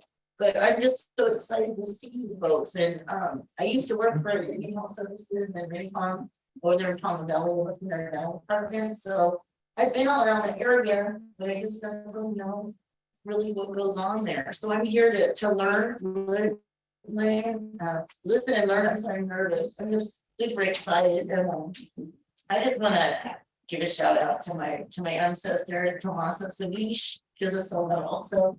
And she was one of the first little children that were born in 1798 that helped build that mission San Luis Rey. And it wasn't because she wanted to. And none of our people building that because they wanted to. They were poor, they were rounded up. Some were taken to Guajoni Ranch over there. They had a little village, but they kind of rounded everybody up and just set us off in different places. I don't know if they sold us or traded us or whatever, but some of our relatives ran off and then some went out got sent out to the reservation Sorota. But you know, I'm here, I'm a living testimony. And I go back, I went back to my friend Morningstar. We went back to Guajoni and there's a tree there. I'll just share this really quick. It's kind of shiny on one side. And my great grandma, Maria de Jesus Salgado, she was pure, she spoke the language. She told my grandma, because my grandma used to work there too as a child, they used to do laundry there. And they said that they used to tie the Indians to that tree and whip them. And we went back, but like, it just always disturbed me every time we drove by there with my grandma. She's like, I can't even look at that place. We drive down the road, and we had a ranch on the corner of Vista Way, and it was Oceanside Boulevard before. Like, it was Mission Road, but not Oceanside Boulevard now. But we had that ranch for 300 years, and it went all the way from the river all the way up when we had a river before water rights stuff taken away. And we'd be driving by, and my grandma's like, I can't even look at the plants. And I'm like, why? My Nana, why can't you look at it? She said, they used to beat the Indians and are treated really, really bad. So a couple of years back, me and my friend Morningstar, we went out there, we burned some medicine at the bottom of the tree, we sang some songs, and I felt that we did some healing. We even go over to the cemetery where they have this big monument to the Indians that died there / were murdered there. And we sing songs there too when we burn medicine, and we pray for forgiveness for what happened to them. And I feel that we've done like healing. And then we have a personal thing for us in my heart. Like I have present on that, but it's not. I had a dream that somebody said I need to go to every mission in California and pray at the cemetery for the people. And that's what we've done. We covered a couple really good ones, and I just feel it's healing to all the California people. Our people, like you said, we're all in this together. We all have this happen to us. Our families have been taken apart. We were murdered, you know, but we're still here, and all of us are a standing testimony of we will survive, and we're going to share our truth. And I live my truth every day, and I hope that I can learn more today with you folks, so I can share more and get more education. So I just want to say thank you so much. I really appreciate it.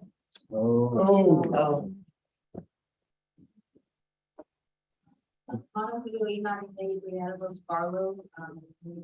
proud member, the West, and proud Shoshone, I'm a member of the Bishop Pay Tribes, standing for the way, thank you to the spirit that you are giving, friendship.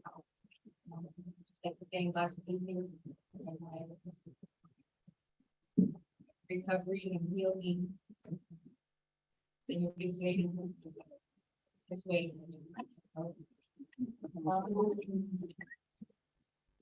Good morning, my name is Carlos Suarez Alvarez, and I'm just grateful to be a visitor to the science. People I work with, we colonize about projects, trying to do more from the product resources, native communities and tribes. So thank you for having this space. Peace. And thank you guys for also the project. My name is John Pingley. I've been Melody Hands for 6 years now, and it's just again an honor to my ancestry here. It's just like fellowship with such truth bearing and wayfinding. Truth be looking to find a way. So thank you so much for the work you do. Yeah, thank you for having me. Morning, my name is Jared Walker from Big Sandy Rancheria, Western Manatee. It's an honor to sit here with all you guys. I'm just here to listen. Name's Duncan Davis, Phil Mountain, Pick River Tribe, and Winnemem Winter. I'm here to listen and learn. Well, thank you. And for everybody who wanted to introduce themselves. Okay, as a reminder, there are tissues in the middle. If you gather them up, we are going to be burning them after the filling circle, but I'm gonna connect over to Judge Abby now. To present on some of the initiatives that Friendship House has been doing and some of the transformative work that Judge Abby has been. Well, you guys are a hard act to follow. I can say that.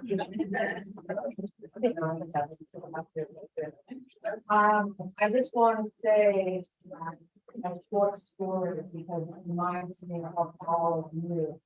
When I was very young, a very long time ago, I used to fight a lot. And in my weight class, I used to get my kick quite often. And one time in the middle of one of those fights, I was down and getting smashed around. And the person kept saying, just give up and I'll let you up. And a friend of mine walked by and said, kill her or let her up because she won't give up. That, all of you. You are true warriors. That is what we are meant to do at this point. All of the memories of our ancestors, all of the things that happened, not give up. We may lose the case, but we won't give up.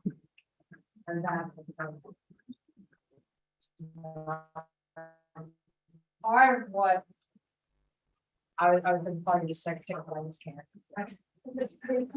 Christina and her team are doing is helping us turn around and ask our ancestors what happened, and we will tell those stories. And we need to tell those stories because they will give us strength, but they will also explain a lot of what we've done and what has happened.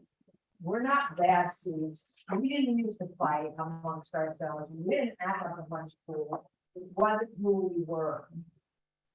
You know, and we can get past that and we will get past that. And those stories have to come out.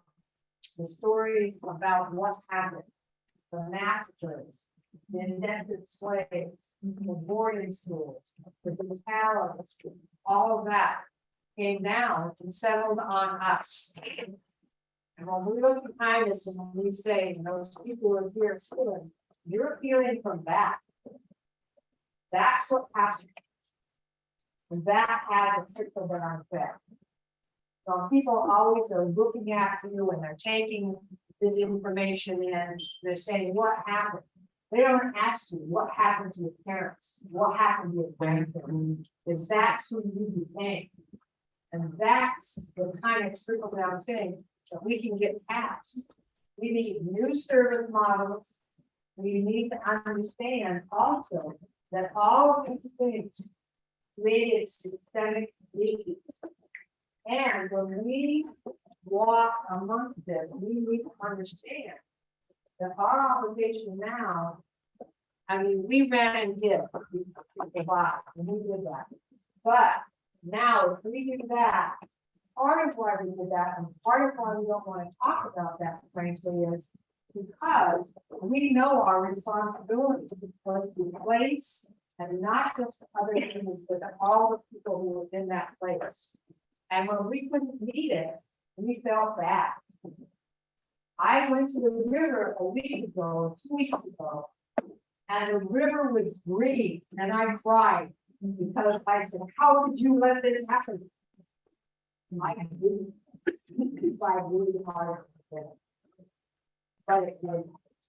And I did cry, and I'm about to cry again, because I know it's not supposed to be green, and I couldn't even let my dog drink out of the river. It was never, ever supposed to be like that, ever. And if we don't come back, we don't tell these stories, if we don't get experience from that, you know, what we had for thousands of years, in 200 years, they almost wrecked. For God's sakes, how could they even do it that way? You know, and all the things that, you know, in talking to Awak Helen, I never learned how to say no to her. I haven't good news. I don't know how she did it, but she did. But I learned many, many things from her. She created this home with her and her gang of girls. Then they, what did they do? They took us all in, all of us. And created a women's house with children. They did that. That's who we are. And that's what we must continue. We have to do that. And if we don't do that, then our responsibility, we are not meeting our values. Because that's what we're responsible for. We have to turn back and look and do what we are supposed to do. And heal for those individuals. And for the ancestors who were still crying because they were so hurt. I look back at my mother and I go, why did I try the detox of opioids that she was given by a doctor? Nobody took any responsibility for that. And why was she in such pain? Because they sterilized her against her will. And she never, ever got over it. And then she's dead. And I'm just here. At 20 what? And I'm like, what happened? I mean, I know she was doing drugs. I knew it all along. But somehow she always made it. But that time she didn't make it. And she's dead. And then they buried her in a church cemetery. Okay. So how do you resolve that? For me, a few decades later, I got permission and I brought her home and now she's with me. Now, sometimes that's what you have to, what we can do. But for me and for her, now she looks at the river every day. She's where she's supposed to be. And I did what I was supposed to do. And that's what you need to do with all of this. All of the things that we've done, and some of them wrong, and I've done wrong myself, we have to repair. And we have to help them repair. But we can't let them take the river. We can't let them not help our children and our women who are trying to raise the next generation. We can't let them continue to lie. They I mean, that's like saying, well, I would often say to Helen, I would always say to me, she was trying to call with one that could have lied. You know, you cannot do that. You can't do that. There's one bunch of lies, or you should go for the big ones. So I wanted the little ones. But we have to straighten all that out. It's important that people know the truth, and then they, as individuals, also part of the burden of this was they must put their way back also. Because if you build your life on a lie, you're in trouble. Not only are we in trouble, they're in trouble. So we have to show some value-based leadership So they can have a better value system. Or they're gonna continue to do this all over the world. And we've seen them continue to do it. So they need us and they need our help, and we need to come out and do this. And they need to see the truth. And they need to grapple with that. What they have done wrong. That's what their job is to help them do that. Frankly, I don't envy it. But it is a job and it is a task, and we need to support it, and we need to work with the people who are doing that. Because that is who we are. We must remember first who we are and what our responsibilities are. We know how to act in this place. We know that our family isn't just 2 or 3 people. We know that this place, that all of the other people besides the humans are related to us. They gave to us, we must give to them, and we must protect them. You know, and when you see dead fish by the side of the river, because there is no water, you know, I know I did something wrong. I feel that. Or somebody did. It is the fault of humans who do that. Okay. We need to make sure we work on that and say that and stay with it.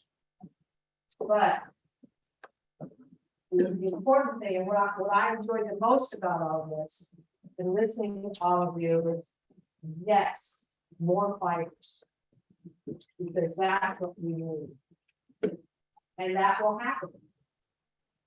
No, we're done with that other part. And we may not, you know, every day, there's certain days that are better than others, but we don't give up.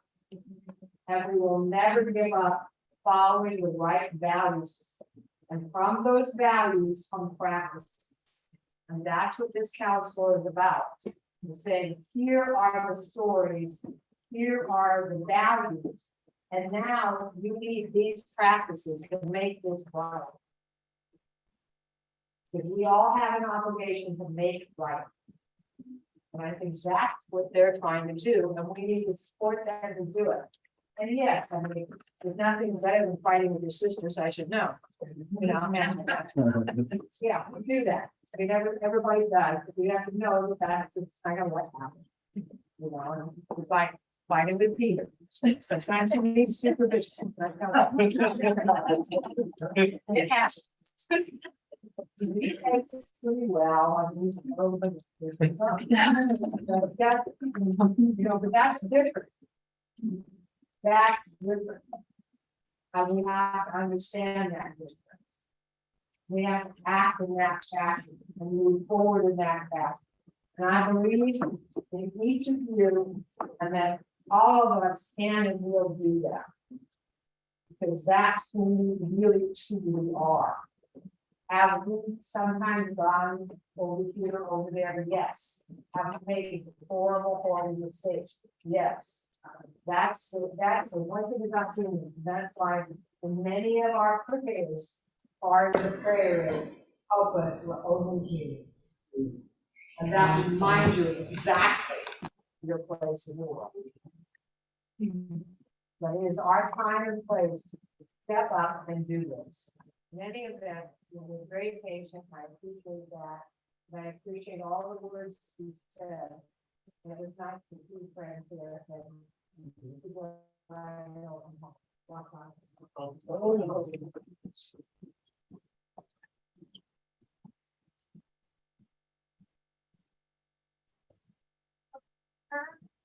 My team back. I wanted to give the opportunity for Sharia to give an update on the resolution of the past current campuses, so for folks who are local to the area and might want to be involved in local issues. And if you haven't noticed, we probably will go a little bit over. We can't hear you. We're gonna have one more speech and then we're gonna go into truth and healing search. Okay. And we're gonna go over time. Thank you, Christina. Hello, everyone again.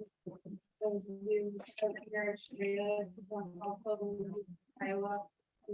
Honored to say today that I'm the executive director of the American Indian Cultural District, which wouldn't be made possible without every single person in this room and their efforts, and it is for every single person.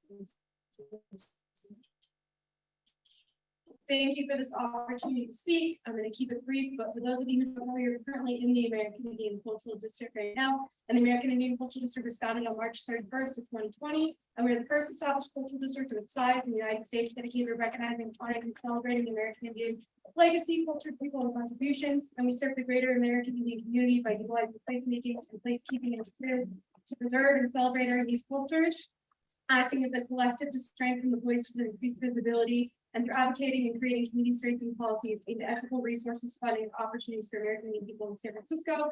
Or again, I'd also just like to briefly recognize Greg, April, Jackie, and anybody else, as we were saying, and my Paloma, my staff member as well, some of our board members, and Sarah, and Richard, that have been with us for the last 2 years, and we really come together. So what I wanted to present to you today is in May of 2022, the American Indian Cultural District partnered with the Board of Supervisors, Supervisor Melgar, in order to put something called the American Indian Truth and Healing Reparations Advisory Committee Resolution. And so that resolution was actually based off of something that some of our relatives here, like Morningstar, was actually a part of with the 2007 discrimination violations report with the Human Rights Commission.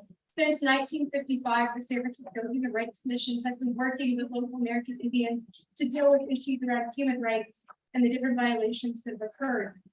And so in honor of the work that was done before us and to hold the Human Rights Commission and actually govern or New Some was part of that at that time to the commitment made to work with American Indians. And also show that we haven't come a long way since that report was actually published. We're stepping back up to ask the Human Rights Commission to work with us and work with our community of relatives here to develop an ordinance to continue to support the American Indian Healing and Truth Resolutions Reparations Advisory Committee. And I'll just read to you briefly what that is. The precedent for the committee was established in the Human Rights Commission Discrimination Violence Report in 2007. And the committee will be focused on developing a comprehensive plan with recommendations to address the inequities that exist in San Francisco's American Indian community as a consequence of historical, racist, and unjust federal, state, and local policies that contributed to American Indian genocide, land theft, and forced removal from their lands, and ongoing systemic erasure. So just wanted to be here today to present that this is taking place at the council to everybody here. Really excited, and our hopes to really get more of our folks that have really been involved in San Francisco and elevate their voice so we can continue to work on truth and healing here and things that have happened here. And I'm really excited that tomorrow we'll share a little bit more during public comment about our genocide mapping projects, which my colleague is here. So thank you all. Be ready to facilitate. Right. Again, relatives. Whew, oh, man, got stressed, I think. I'm well understated, right? Yeah, I want you to, again, like I said earlier, when we came here, it was about healing or about letting you go. And self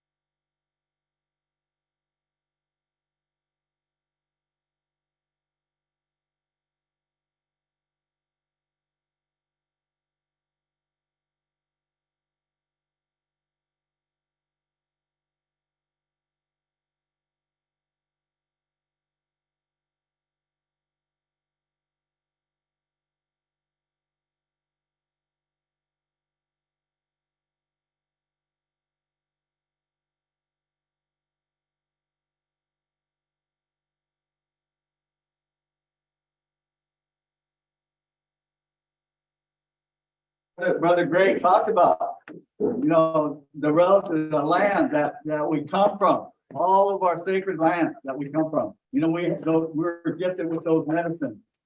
And you may not be on your ancestral land, but as long as you have that intention and you send that prayer out, your ancestors will know. And again, I would, you know, I thank Brother Gray for being with us today. And so we're gonna go around and just offer the medicine in a good way. And I'm gonna call my relatives back.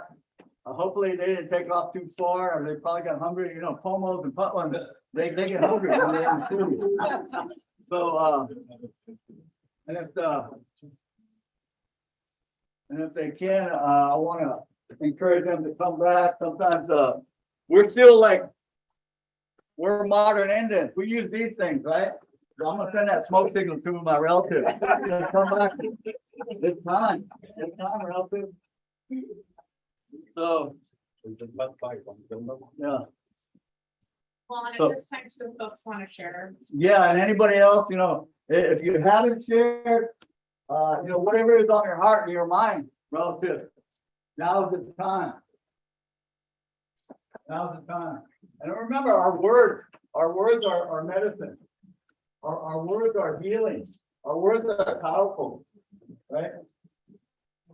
And so whoever wants to, at this time, again, if you haven't, you know, give testimonies. And again, I want to invite my relative, Morningstar, I just seen her.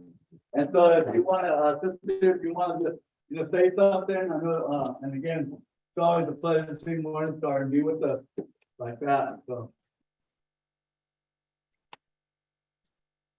It's really an honor to be here in the circle with all of you today. I just returned from my homeland from the country, and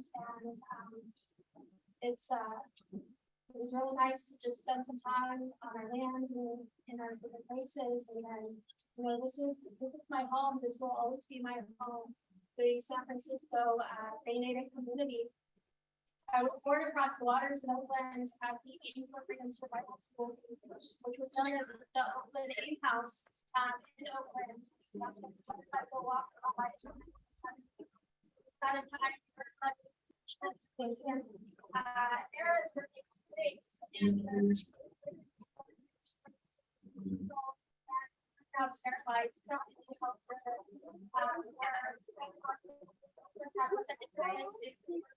regulations where I mean, and very recent operation, and we have rocking the boat that have children. So our moms are in the position that Thomas Ford and it was really at the time so I just want to honor all of the peoples that are here that also share that same, you know, history of whether you were raised back home within your tribal communities or whether you were raised, you know, in these intertribal communities. I just think it's that always have my tribal home and color. That is our home as well. So again, it's an honor to be here with all of you and welcome to the Thank you. And again, as nephew goes around, and again, see it work, modern Indians. We adapt. And I always say I'm a self-described herbal Indian. Urban and rural, herbal. So again, I appreciate, I'm gonna turn it over to my relative, my cousin, Mike Duncan and Brother Cass, and I'm just so thankful that they're here to share their offerings, their prayers with us in that good way. Oh.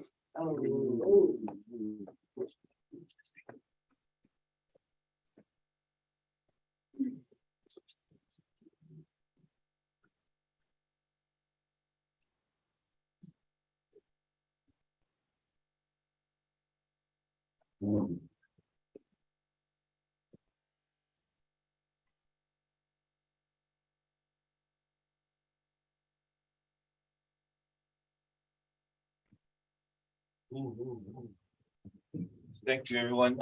Again, I know that medicine's going around in this life. And, we're gonna sing a few. So if you're lazy, tired, or if you want to sit down, it's okay with us. There's elders here or the people of tradition, and I understand that. And that's not, and everybody has a different way to pray. No way. We come to church, do songs, music songs, then church and good words. It's important time. There's a lot of times, in our history of our people, just when we talk about current stuff, sometimes there's always sometimes division or the silos and other things that happen inside circles.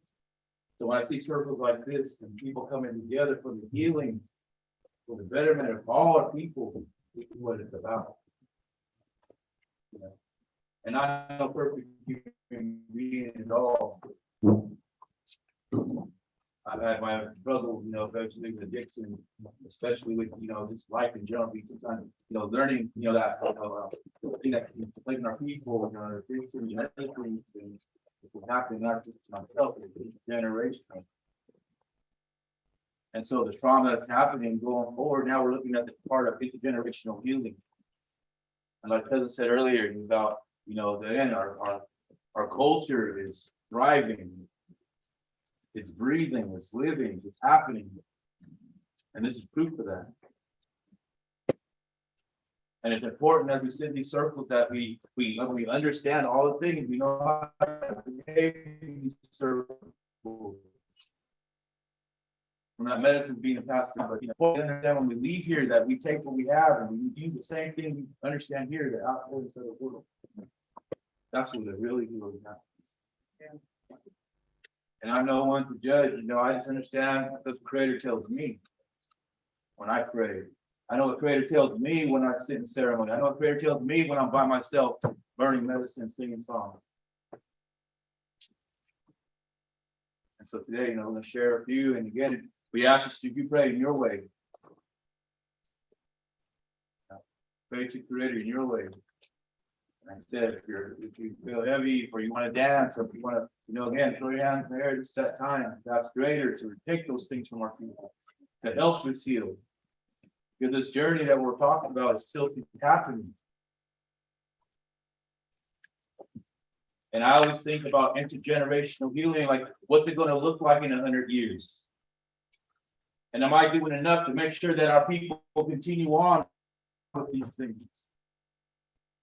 And it's obvious when we have these young ones here, we know that these things will continue on because they're going to remember these times that we sat in circles and talked about the healing of our people. That was my father, that was my mother that sat in these circles and talked about the healing.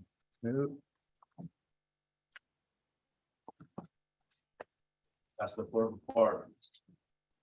So for us, again, we pray for all the ones that came before us that gave us the privilege to be who we are today, that sacrificed so many things for us to be who we are today. Thank you. Gratitude and appreciation.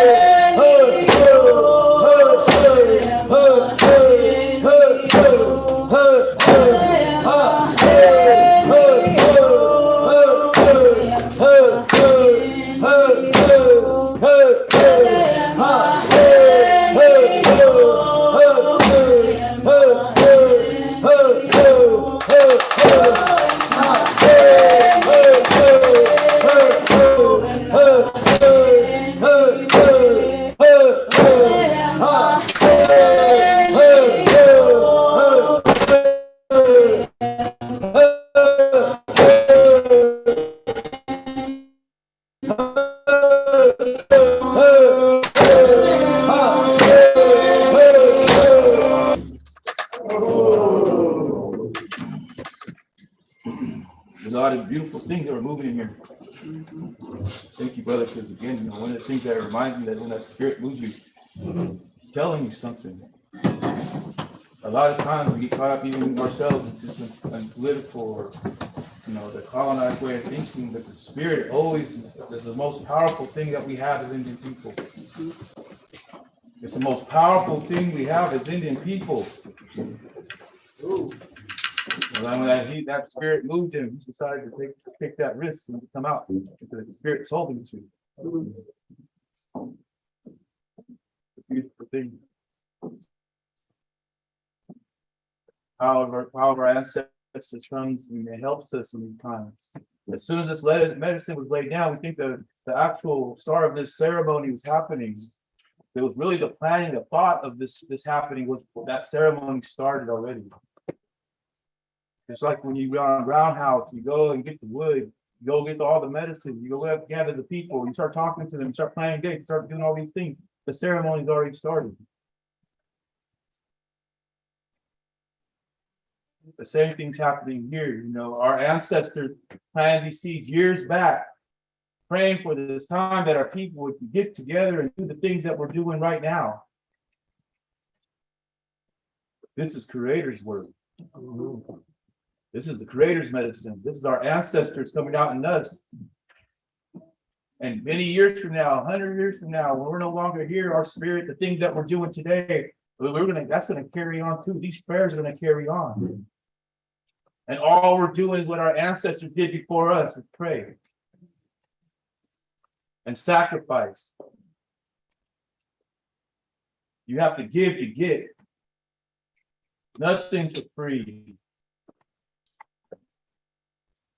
And that's why I know that we're here. We're all here on the same, we're dialed in. We're here with that water, that medicine, that sacred medicine right here. All these medicine, these feathers. The things were gifted to us. We're carrying these forward to the next generation. And the next generation after that. So this is powerful, you know, again, when you think about it, you know, again, we're gonna sing one more song, and it's a forgiveness song. And this song is again to again, if you're carrying something, or sometimes we do that as people, we carry things. It's in general. It's that time, you know, to or even against the government, assimilation, white people, whatever. And sometimes we carry something that we're saying we're not going to carry that no more. So we can go forward. So we can teach our people to be good people, strong people, courageous people. That we have to go forward in a good way. So our spirit is strong, so we can teach that to our young ones. How to make sure that our spirit is strong. And it's not done just by sometimes our own ego. It has to come from someplace. It comes from creators. It comes from our ancestors. They gave us this to take care of, to make sure it's healthy and strong to go forward. That's our job. And so that's what all these leaders are in here for. Thankful to be here in the circle with you. Proud to be in the circle with you. Because I share the same vision as you. I want our people to be here for 20, 30,000 years, like when I made. So we'll share the song again. If it moves you, then you know, then you're more than welcome to let that spirit take you where it needs to take you, wherever that is. Ooh. Just real quick before we sing this next forgiveness song, we wanted to just talk about that song that we sang. That song comes from over our way in Lake County, and it was gifted to my nephew. And my nephew passed a year ago or 2 years ago from a fentanyl overdose. Somebody gave him a pill. He took it. And you know, as we're here today talking about truth and healing, that's the truth of our people. Those are the things that we face in our community. These are the things that are going on in Native American communities and communities beyond. But what's happening in this circle is truth also. This is the truth of our healing, who we are as Indian people. This is what the Creator gave to our people in the beginning, not for the betterment of me, but for the betterment of all Indian people. And today, as that spirit moves in, let's not forget, when I see my brother get up and dance, because I'm in tune with Creator and Spirit, the first thing that popped in my mind was, oh, I know exactly what that is. That's exactly what my nephew would do. He would have got up and danced. So that tells us that everything that Creator gave to our people still exists in this world. That no matter what happened to our people, they couldn't take what was inside of us. They couldn't take that connection to the earth, to the heavens, to the Creator. They couldn't take that from us. So today, as we stand in a circle, I'm asking you to pray for our people. Pray for the ones that are lost. Pray for this place that helps so many people from generation to generation to heal from what's outside of this circle, from what's happened to our people.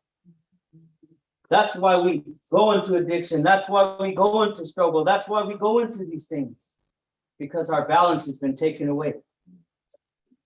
So today, Creator says to put yourself back in balance. And how do you do that? You revert back to the way that He gave us in the beginning. That's how you fix things. You revert back to the way He gave us in the beginning. So today, as we sing this song of forgiveness, forgive yourself for all of the things that are going on. Don't carry those things. Creator has one promise for all of our people, and it's never promised tomorrow. It's promised today, right here. Creator gave you this gift today. He woke you up. The first gift of life. He gave you breath of life this morning. Somebody didn't wake up in this world. So today, Creator gifted you that. So today, pray for that. Pray for this water, that big, beautiful water out there, those trees, those plants, the animals, the thing that Creator gave us in the beginning that we're so far away from, because we live in a different time now. We don't depend on Mother Earth anymore for anything, just what she can give us financially. But our people have always depended on Mother Earth. The plants, the trees, the animals, the water. We understood without water, we didn't exist. We understood without one another, we didn't exist. So that's what it's about. Today is about truth, but it's also about healing. Let's learn to heal together. Let's learn to understand that in Creator's eyes, we're all one tribe. It doesn't matter the color of your skin, that we're all one people. That in the beginning, we were always tribal people. No matter what color you come from, what continent you come from, in the beginning, every person was tribal. Our people have held on to those teachings, few teachings that we have had, but you know, He's gifted us the ability to revitalize those things. And so today, as we sing, let's sing for forgiveness.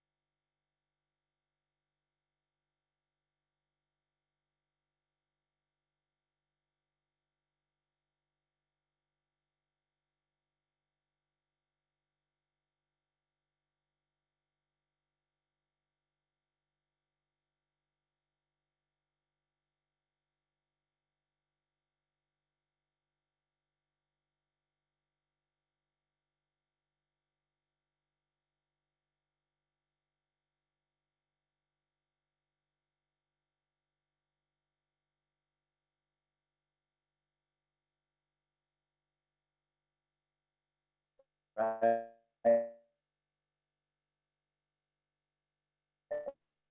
And hopefully, I'm honoring them. You know, I have a commitment to them to walk in a good way, right? And to have what is it called? Integrity. Hey, yeah. Watch out.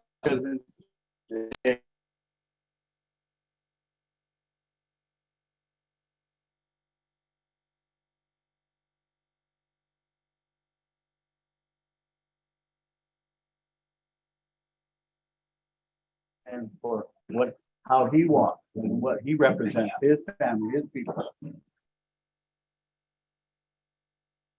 Okay, and so I think that, again, how I honor, again, Mama Helen. She knows, she's happy. She's smiling, right? She's telling us we did good today.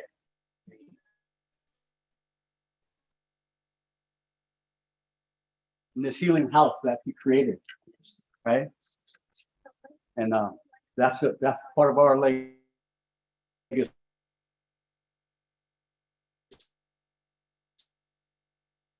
too, right? That she loved. For the invitation, again, for everyone that was a part of creating the space for us today, and that we can come and share relatives. And again, thank everyone that took that time to share who they are.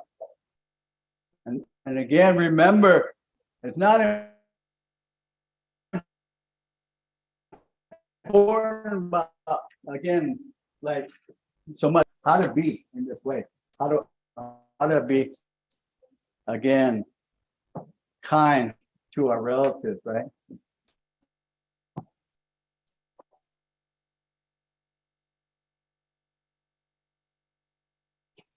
I heard some words about respect with ourselves, right? It's an inward journey. And that's what I learned by being here at Friendship House. I need to honor who I was as a sacred being. And I was instructed, again, it helped me that I was instructed by my ancestors and by my elders. And I always want to recognize this person because he is the one that was a part of my journey to be on this spiritual path, and that's Lanny Panola. I don't know if any of you know our relative Lanny Panola. Beautiful, beautiful Miwok Homo relative, elder, storyteller. And Lanny told me before he made his journey, he told me it was my responsibility because I'm handing it to you. So, I took that responsibility to carry on, again, our cultural ways as best I can. And so, thank you, Lanny. Right? Yeah. And I was tell that story, I had a vision, and I think about Thunderheart. I don't know why in that movie. Hey, you had a vision, right? But that vision was when I was in the roundhouse. I had that dream. I was in the roundhouse because we're roundhouse people. That's our religion, and that's when my ancestors, and Lanny was the spokesperson in that roundhouse. He's the only one that spoke to me, and he said, "It's time." And I just remember after that, that's when I made my journey here at Friendship House. So it's been 30 years ago. I've been on this path. And again, I know my role as a helper and as a messenger. So I want to share a message of hope, again, with each and every one of you. And you're all beautiful, again. And I'll take this medicine that's been offered in your words. And again, that will, again, carry me forward to continue to do the work, right? Because if you woke up today, I know if you woke up today, guess what? Why do you think you woke up today? I believe that it's because the Creator said you got work to do, right? You don't get the day off, right? Yeah. So we remember those that came before us and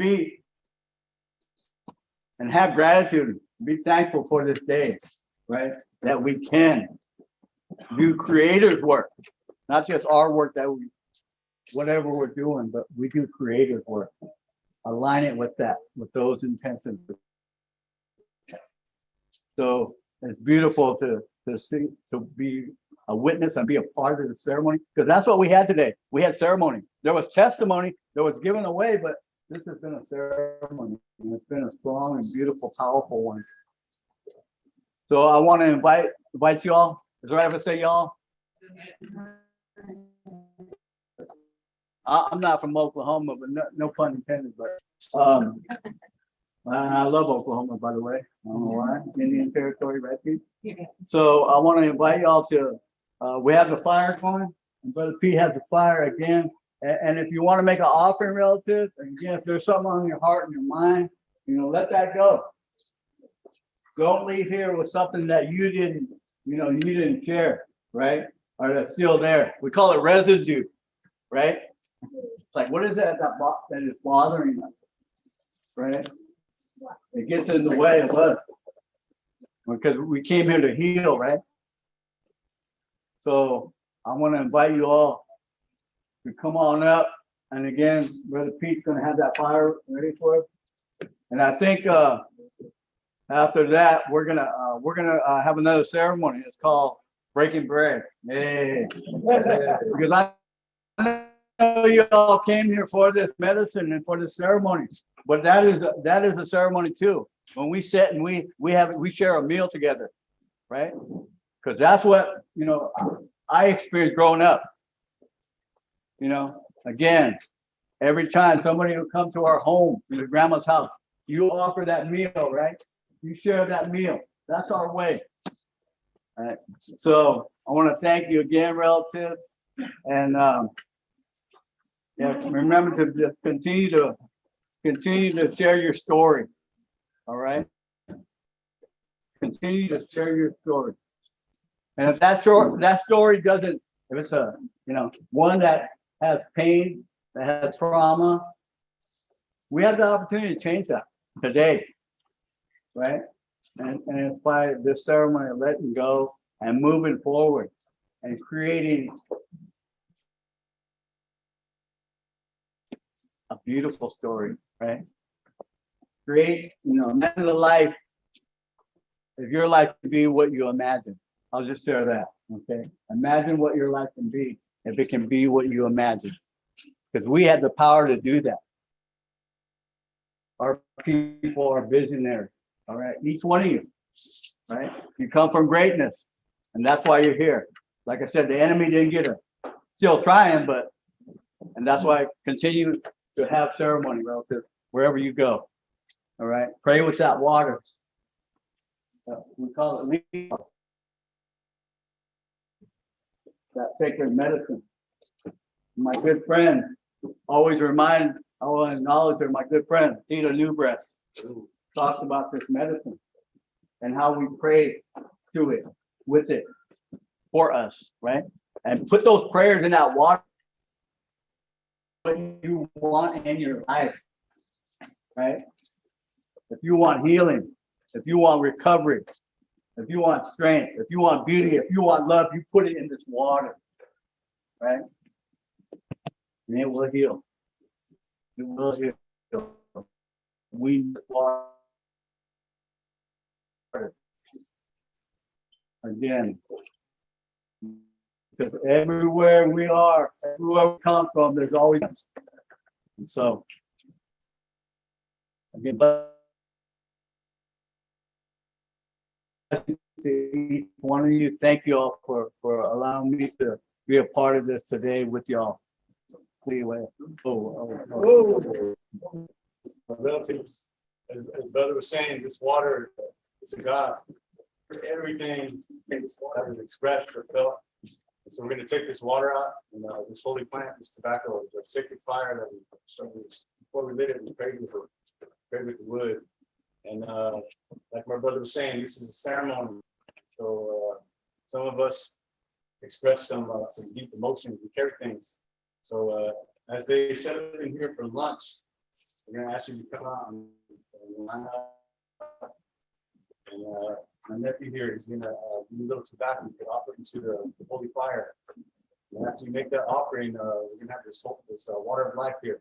You can give a little cup, take a little sip, to ground everybody, this intention, this prayer that was expressed today. So we're gonna go ahead and get ready and then.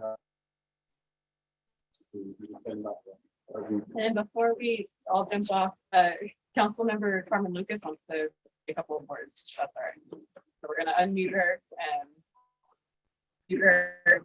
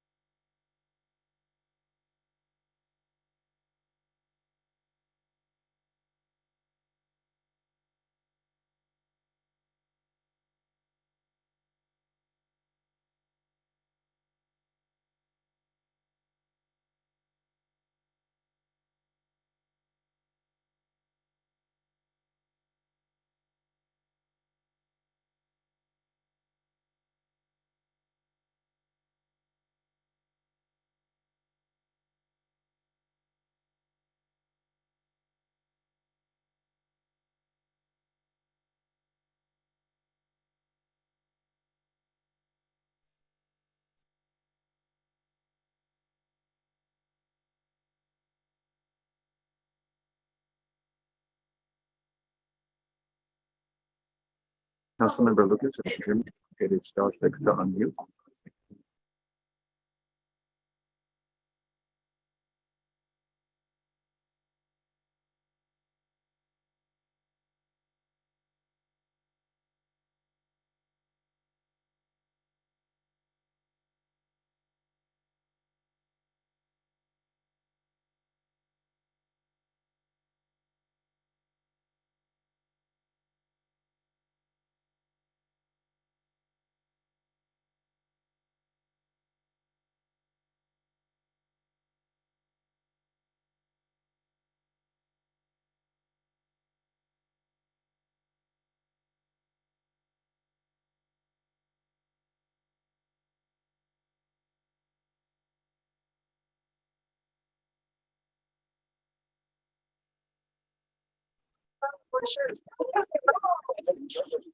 Where did you get your mortgage? Where did you come from? Cheyenne, like, just like. 200 north of. You remember? What happened?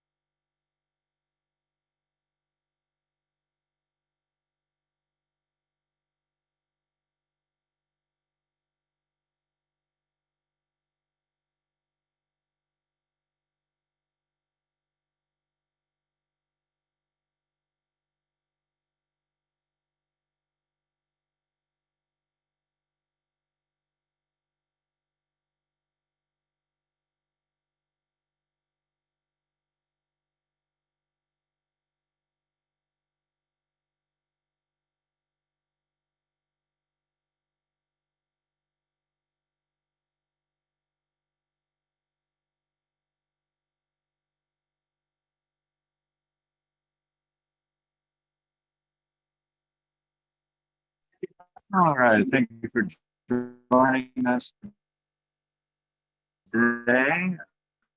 I think that was for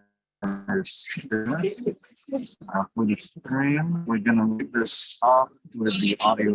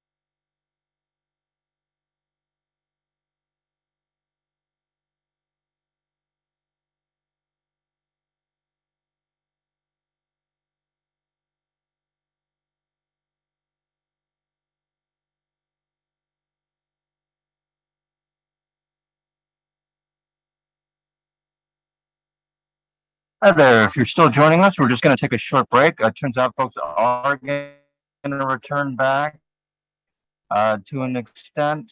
So we're going to just take a small hiatus. Thank you for your patience.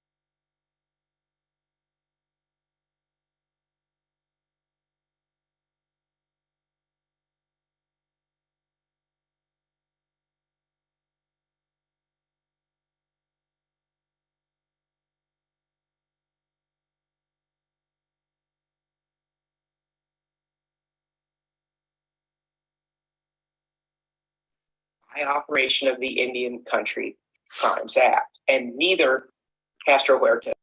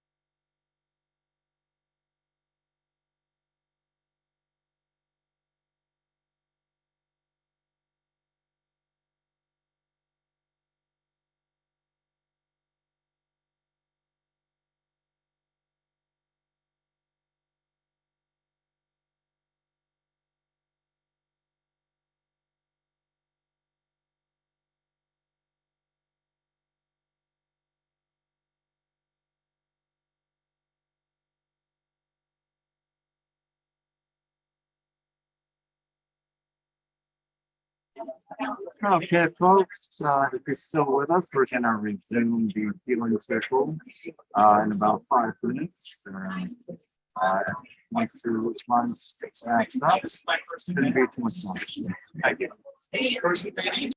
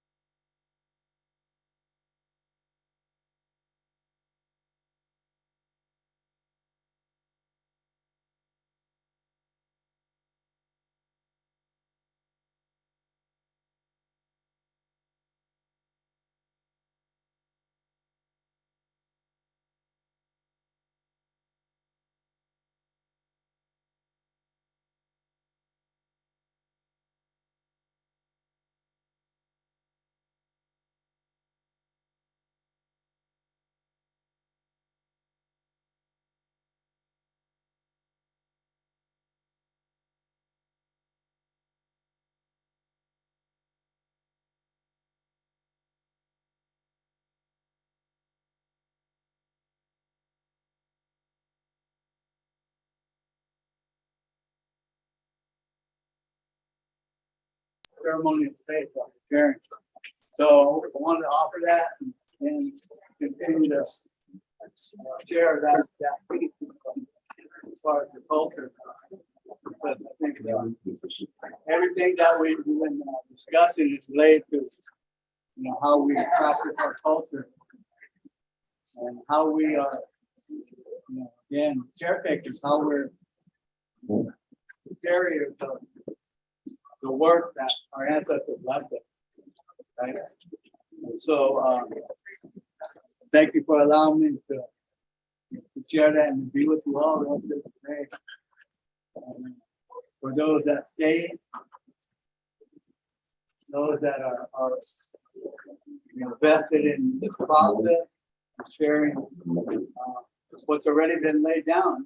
When I say prayers, your intentions. So I think what, again, I want to kind of go through this process with you all and think about what was shared, what was put out there, like you gave testimony, right? You shared your intentions with those words. So what's behind it? But not only that, but I want you to think about, we're gonna do this process called the Belmont process. How many of y'all heard of that? Maybe. So my cousin April, she forced me to come up here. Yeah. See, when our women speak, we listen. Right? Who said that? But so this is a process we use in one of our wellness and prevention curriculum, what we call the GONA. And it's a gathering of Native Americans. I don't know if y'all have heard of that, but it's a very powerful and beautiful way of bringing our people together and to look at, and again, how can we create a better community? How can we create a better future, right? And a part of that process in the GONA is looking at, again, the impact of historical trauma. What broke apart our Indian world, right? And so we kind of acknowledge that with the stories that were shared, right? But again, what we want to look at, okay, what's going to heal our Indian world? What's going to bring it back together? How are we going to do that, right? So think about, again, what was shared, and I'm just going to put it out there. And this is that process with Belmont. By what was shared, by your experience being a part of this, what did you hear in that process? I'm just going to open it up. What did you hear? Anybody?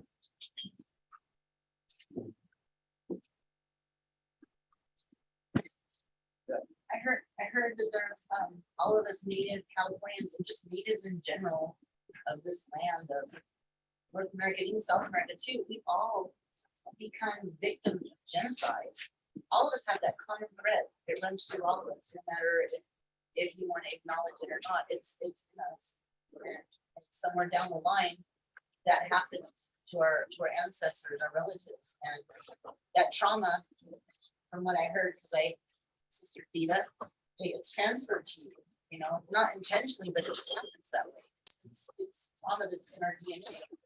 And I'm here today to listen and learn and help leave some of that trauma here and heal myself and my family that's at home right now. And it's really deep. I'll just share really quickly. When I was a client here, Myra Smith had she was in Muskogee Creek. She was like my adopted mom. And she did a class called Your Inner Child. And it was, you had to reach down deep and find out what traumatized you. And like, when you reach down deep, I found things that I didn't even know that was a problem. It's like a big onion that I'm peeling back into layers. And I had no idea. And I just felt so wiped out. I cried and cried. I didn't even know why I was crying about half the stuff. And I was telling my friend Morning when she left, I was like, that's how I feel right now. I feel like I did an inner child workshop because there's so much stuff inside of me that happened to my ancestors, my relatives that I didn't know about. And I just called my auntie at break and she shared a bunch of stuff and being like, dang, no wonder why. So it's like all of us have this common thread and you're in a safe space to share this. with each other because you're not alone. And that's what really makes you feel a little bit better, that you're not alone, that you're not the only one. Like your family had that too. Your ancestors had that too. Our land was taken, we were murdered, and we were just straight up like exterminated. But we're all here, like they were saying earlier, like we are a living testimony to our ancestors because we are still here. They couldn't kill us. We are here and we're trying to move forward. And in order to move forward, you have to heal the past. So right now we're healing our past a little at a time. And I'm just scratching the surface. And I'm telling you right now, I feel like I got hit by a bus, but it's a good thing because this is stuff that I didn't know was a problem. And you know what? I'm open to all kinds of healing because you know what? You can never get enough. So I just want to say thank you for hosting this. Thank you, Brother Dean. Thank you, everybody. It's wonderful. So thank you. Oh, yeah, you know, I had a session with some of our youth yesterday, and we talked about our history. And the youth, man, they're so powerful. They talked about their experience, you know, what they see, why our people are so wounded, right? That history, and how did they cope, and how they're still coping and learning how to heal themselves. Right? Because what was normal, you know, to what was done to us, you know, what was that experience, and how did we kind of get through it, right? We did things that were not normal, that were unhealthy, right? The abuse, the alcoholism, the neglect, right? All those things, but those things were intentional too, right? That was a part of that. And it's so funny because one of the youth too, I mean, not funny like laughing, but interesting more so, that one of the youth said, yeah, the Europeans brought that alcohol to our people. Yes. So, you know, when thinking through all of this, because the nation has been traumatized because the land was taken, the question about healing is how do you forgive? Because it's almost like, you know, how do you tell a nation that we forgive you for your traumatization, your eradication, your gentrification, and at the same time, you have a responsibility, you know, which is where I am right now with Justice 40, but you have a responsibility to not only right the wrong, but to make sure that you are responsible enough as a nation to accept our forgiveness of you, but at the same time, we're asking you to forgive yourself. But at the same time, we want you to remember what you've done, because if you don't remember and you don't correct, and in order for you to correct, you have to remember and you have to acknowledge. So who begins that process of making sure that they realize, and I say this not just as an African American female, but also as one who has Native Americans in my background, but recognizing that the traumatization and the things that have been systematically done are still being systematically done. You know, you're still providing drugs in communities and underserved, and you're still marginalizing communities across this nation. So how do you, or how do we, or all of us as a people, say to America, you know, we forgive you, but we need you to forgive yourself, and at the same time face the reality. And we need you to acknowledge that, but at the same time to recognize that this is our country, this is our land, and you've taken it, and the little bit that you've given is not nearly enough to heal the people, or to heal the race. So, I mean, I throw that out as a question, because we're going through healing. So how do we heal, forgive, and make a nation realize that it has to heal itself? I think part of the important part of the question is we need to acknowledge what's been done. Right, that's my point. History. We've tried many times through our lifetime to do lesson plans and teach local history where we're from. And some people teach it, most of them didn't. They weren't involved. This is too traumatic. We don't want to share it. Kids understand, the adults are the ones that have a problem.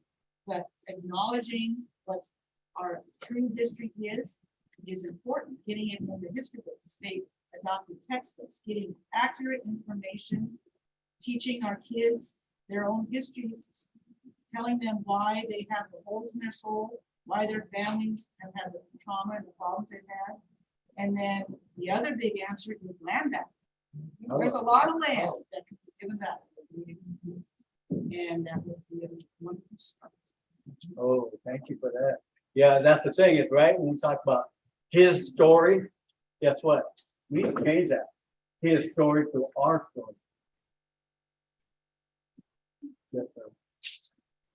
I'd like to offer something that it took me a long time to learn. And I'm not sure I finished learning it myself. Part of it is I'm learning what you've been taught in this contemporary colonial society. There's only one right way, and we're going to tell you what that is. But we know our ways. There's many different ways. Every different tribal community has their own ways of ceremony, of song, and of healing. Right. So what you had said about forgiveness was sort of I don't want to use that word trigger, but it's sort of is that our way of doing it, right? Or is that their way of us wanting to do it, right?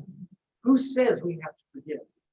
Who says we have to do those things that in their psychological framework that people need to do to heal? Who says we have to do it, and who says it's good for us? We already know, I mean, I know a lot of people in the mental health industry, including some in my own tribe, that say we can't use those techniques on our people. They don't work, right? We know that for like substance abuse, right? In other aspects too, those techniques don't work for us. And when I hear this thing about how do you forgive, and maybe the answer is you don't. Maybe that's not the approach. Maybe there's a completely different way of thinking. And to do that, you have to dig in deep to your own culture. Yes, you have to understand your history, but then you have to go past that to your culture, to the spirit that gave you life and what that did for you and to you for thousands of years versus what's happened to you over the last 200 to 300. And then understand whether their ways really apply to you or not, or maybe you can use some of it, and maybe you can toss the whole thing and go back to the way our ancestors told us we need to do. And maybe that doesn't involve things like forgiveness. I'll just say this before we go, but I think forgiveness is necessary, right? Because what are we holding on to? What's holding them back? Right? Forgiving the unforgivable. Right? So think about that. So I'm gonna respectfully walk us back just a second. Because what I'm thinking in my heart right now is I came here and I'm not sure what everybody else came here for, but I came here, took this day off of work, canceled all my meetings so we could talk to people from the state of California. And I see a couple of people here, but the room is empty. Like we have these circles in our communities, or if you're lucky enough, you have a center in your will, or you have ceremonies and different gatherings. We talk about the harm, right? You talk about what's been done before. So that happens, and we can continue to sit here and talk about the harms, and that's good. I mean, maybe it makes us a little bit stronger. But if this is, and having also been participating in like healing and reconciliation between government entities and tribal people, the government is here. Like, what is missing here? Like, we're gonna continue to tell the story, and that's fine to each other. But if the state of California is interested in building a new relationship, and to me, that's the human part. And when I read the flyer, I'm like, wow, okay, cool. This is healing, truth and reconciliation. I've seen it all over the world, and I've studied it. And this is awesome. Finally, California is getting to that point, and we're going to do a little bit because, you know, we all know this. But you know, the state of California, there was a treaty, and it was ripped up. But they said, no, we're not going to have any more treaties, and you are no longer recognized. You no longer exist, right? That's for indigenous people in the state of California who are not recognized, right? So that kind of happened.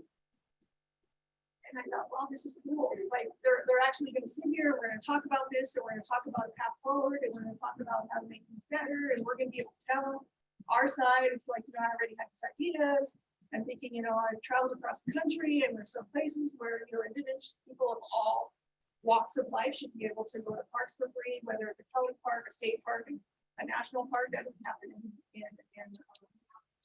California. But there's all kinds of other benefits that are not very expensive that at least is recognized to the people that live here, whether they're from California or not. But I thought, okay, holders and people probably have some other great ideas for building this relationship.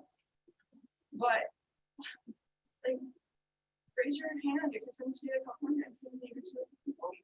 No. Representatives. Right? Yeah, see, what happened? Excuse me. You've got to have people who can do it. Yeah.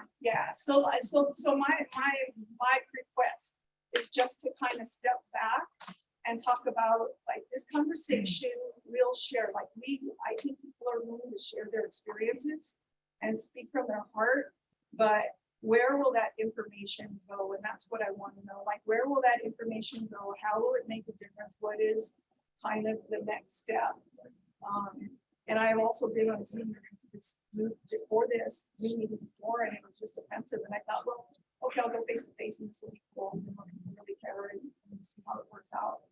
So I guess that's my only thought is like, can we have a plan? Can we know a little bit more about this conversation? We're willing to share. Where will that information go? How can we track that information to make sure that ideas that might be shared are actually implemented or considered? For me, at least, that would be super helpful. In the same vein, when they made the museum for the grand opening, as so that they get 1,000 Indians that day. And I walked through the building and walked out very angry because our story was not there. And I said, I was thinking I just came from the Holocaust Museum from 12 blocks away, wherever it is, and you get to see the Auschwitz, and they have 6 or 7 camps and places to mourn, places to pray, acknowledge all the horrific things they did to the Jews and the Gypsies and all the non-Aryan people. And yeah, I come down here, I see glitz and glamour, beadwork, shell work. I saw some beautiful thises and that's and roses and some films and stuff. Where was our story? And all we got was the wall.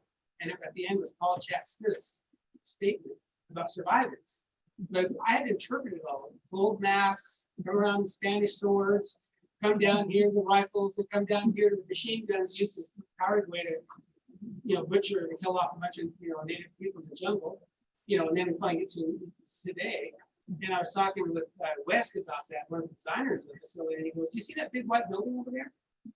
That's the state capital, the capital of the United States. They funded this. So do you think I could tell that story here?" And I was going, okay, I'm really angry now. I'm very happy. But what I'm concerned about is you're concerned. So what? The state must put together and take this testimony. What are they going to do with it?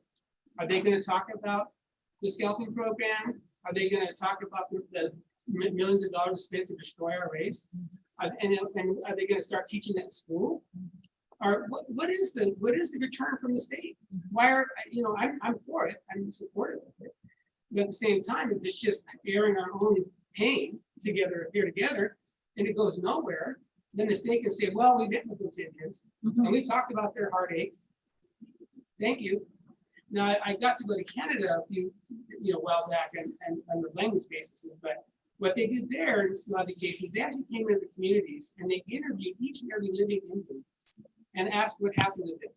How many times they were raped, how many times at boarding school, how they starved, how their cousins froze to death in the tundra trying to go home, or whatever the story was. And then they assigned actually cash value to every incident that was violated against those people up to the late 1950s. And then at least there was that acknowledgement by saying, here's money is not everything, of course, but they're acknowledging that we destroyed you and we attempted to destroy you and so forth. And we see other things happening in Canada that's not happening in the United States.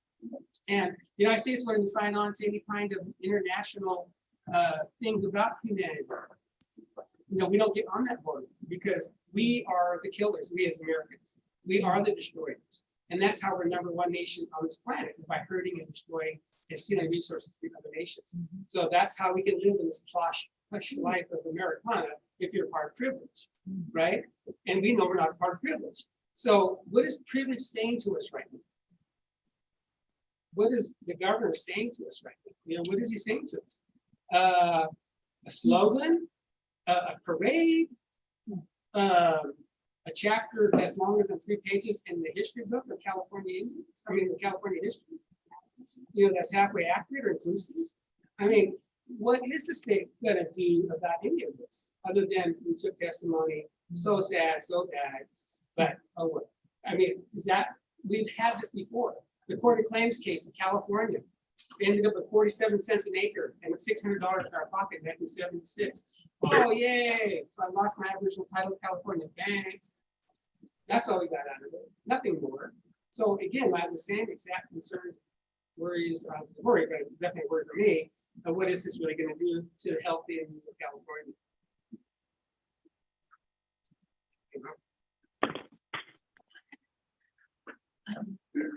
I kind of want to piggyback off of what you were saying, but in a way that is somewhat monetary. So right now, I think all of us know that like there's a lot of money falling from the sky for like grants. A lot of money coming from the state for grants geared towards like BIPOC populations. However, all of those grants require that you have a certain insurance coverage in order to qualify for them. Insurance companies won't cover work done on tribal lands. I've consulted for about 7 years. I probably should introduce myself. I'm so sorry. My name is Emma Snuggs. I'm a citizen of the Cherokee Nation, enrolled citizen. But I grew up here in Sacramento, and I've been really blessed to call a lot of California natives, not a lot, but you know, family and friends. Right? I love them. I'm very fortunate. You know, I use their rivers, I use their land, and so a lot of times in my work, in my professional life, I found myself in a supportive role. You know, writing grants and filling out applications. Right now, there's a lot of mouthpiece. You know, a lot of talk around support, financial support, and it's there. There are millions of dollars on the table for tribal communities, but we run into other forms of barriers, and like that. I wanted to bring that up, even though it seems like kind of insignificant, like, oh, it's just insurance, but it becomes a barrier between organizations actually securing millions of dollars in funds to address domestic violence, fentanyl, missing and murdered Indigenous families, you know, to provide them with support. So it's almost like we're being duped again, you know, like all of us. And I say we because there are 30,000 Cherokee citizens here in California, enrolled Cherokee citizens, you know, and we're all a part of California communities in one way or the other. We're all utilizing resources here. Hopefully there's a lot of us that are providing support, you know, in one way or another, but you know, one way, and you know, I mean, I don't know you well, Christina, and but I do recognize you, and I know you. I mean, that's a like concern that could be addressed with the California Department of Insurance. It's codified racism. It's blatant. And it's what we've experienced for, you know, decades. There's no reason to exclude tribal reservations from being covered by insurance, other than you explicitly don't want them to receive services. And even for those of us, you know, when we talk about like city Indians versus like res Indians or whatever, all of us have bridges between the two communities. We all go back and forth. All of us. I don't know anybody who's like just one or the other. You know what I mean? We all go back and forth between those communities and those spaces. So it prevents those of us who have left rural communities to come to cities to get education and to get education and become capable and qualified to provide those services from actually serving those communities. And it's a real tangible issue that can be resolved by the governor.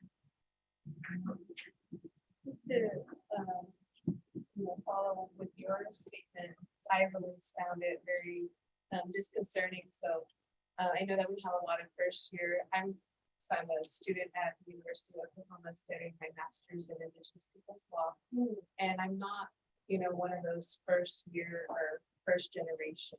My family, my parents both graduated from college, but that became a barrier for me as well. You know, and not only did moved me off the reservation. And then I was in a community where there were other reservations and support. I wasn't allowed to participate in those Native American funded programs because I didn't live on the reservation. And I wasn't, because my parents were educated, yet they were the middle class, they were the working poor. And that's, another barrier, not only with, the support that's given to us, but housing and everything that is given to our reservations or to our Native American people is classified, it's for needy, low income people. So as we're trying to, kind of missing the middle point of when here we are trying to educate and boost our Native communities and people and get them into jobs and moving up. But in the meantime, we're keeping them stagnant by saying, okay, we're going to give the reservation does get all this money, but then it's only to support those that are poverty stricken. And that's how most of all of our grants are, which is a problem. And, thankfully, we have, the new UC system paying, our natives get free tuition because, like, it's for me, I'm in the world of debt because I want to be educated, and I'm not that first, I'm not that first generation, which isn't a bad, you should get it.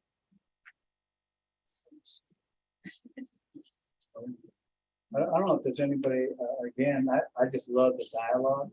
Again, kind of why we're here and what, but I'm going to kind of come back to Christina, like, what is the intention of the state? Right? Is it like this, what I've heard so many times, and believe it or not, I'm not enrolled.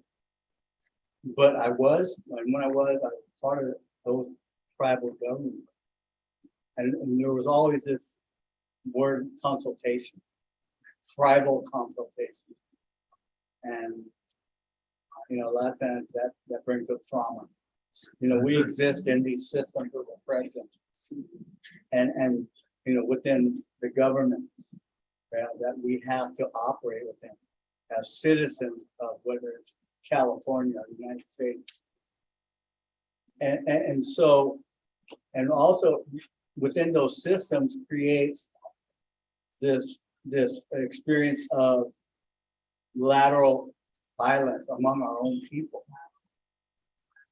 lateral segregation, because I'm not enrolled, because I don't live on the reservation, but yet I'm a direct descendant, right? And I don't know if anybody else said it, but guess what? And when I drove up here or down here today through beautiful Marin County, my ancestral land, I'm homeless. I can't even live in my ancestral land. How many of us have that experience, right? That's the reality. And I won't get into the capitalism factor, right? But a great dialogue. Again, want to continue? Yes. My sister over there. His pocket's blinking. Oh, okay. Sorry, I got distracted by the blinky pocket. It happens, right? So again, bring it back to, again, great dialogue and like what in this whole experience, what did we hear? What did we see happening? And that last part of it is, how did it make us feel? Most important. So I don't know, I'm gonna leave it open, and again, I'm a ceremonial person. But the tragic thing about it, being a ceremonial person, I can't even go to my homeland and perform ceremony, or participate, or share that, right? I shared with some of you the story of that when I went to one of our villages, and I was told because I'm not from a federally recognized tribe, I can't participate. So intentionally, I put it out there. I need to meet with the state, with the head of the state parks. Guess what happened? Up there in Trinidad. Guess what happened, Virginia? He appeared, right? That was that prayer. That was my intention, my prayer. And I met Mr. Quintero. And he knew my relative. So he wants to continue the conversation. So again, you know, what is the intention, you know, from the state? And how is this gonna be useful? Because we're sharing something that all of us have survived through. That's crazy. So to say that and think that and know that. But man, again, when my relatives came and shared that medicine, all those systems I just mentioned, they can't stop it. They can't stop it. But we want to strive to have, again, some of our homelands back. I love what you said, land back, right? Our history up there in Marin, they promised us 80,000 acres as part of the Treaty of Hidalgo. Guess what we have? None. Can we get a few acres back, please? For ceremonial, and so we can share that with our relatives? Brother Ed, no. Edward, he knows.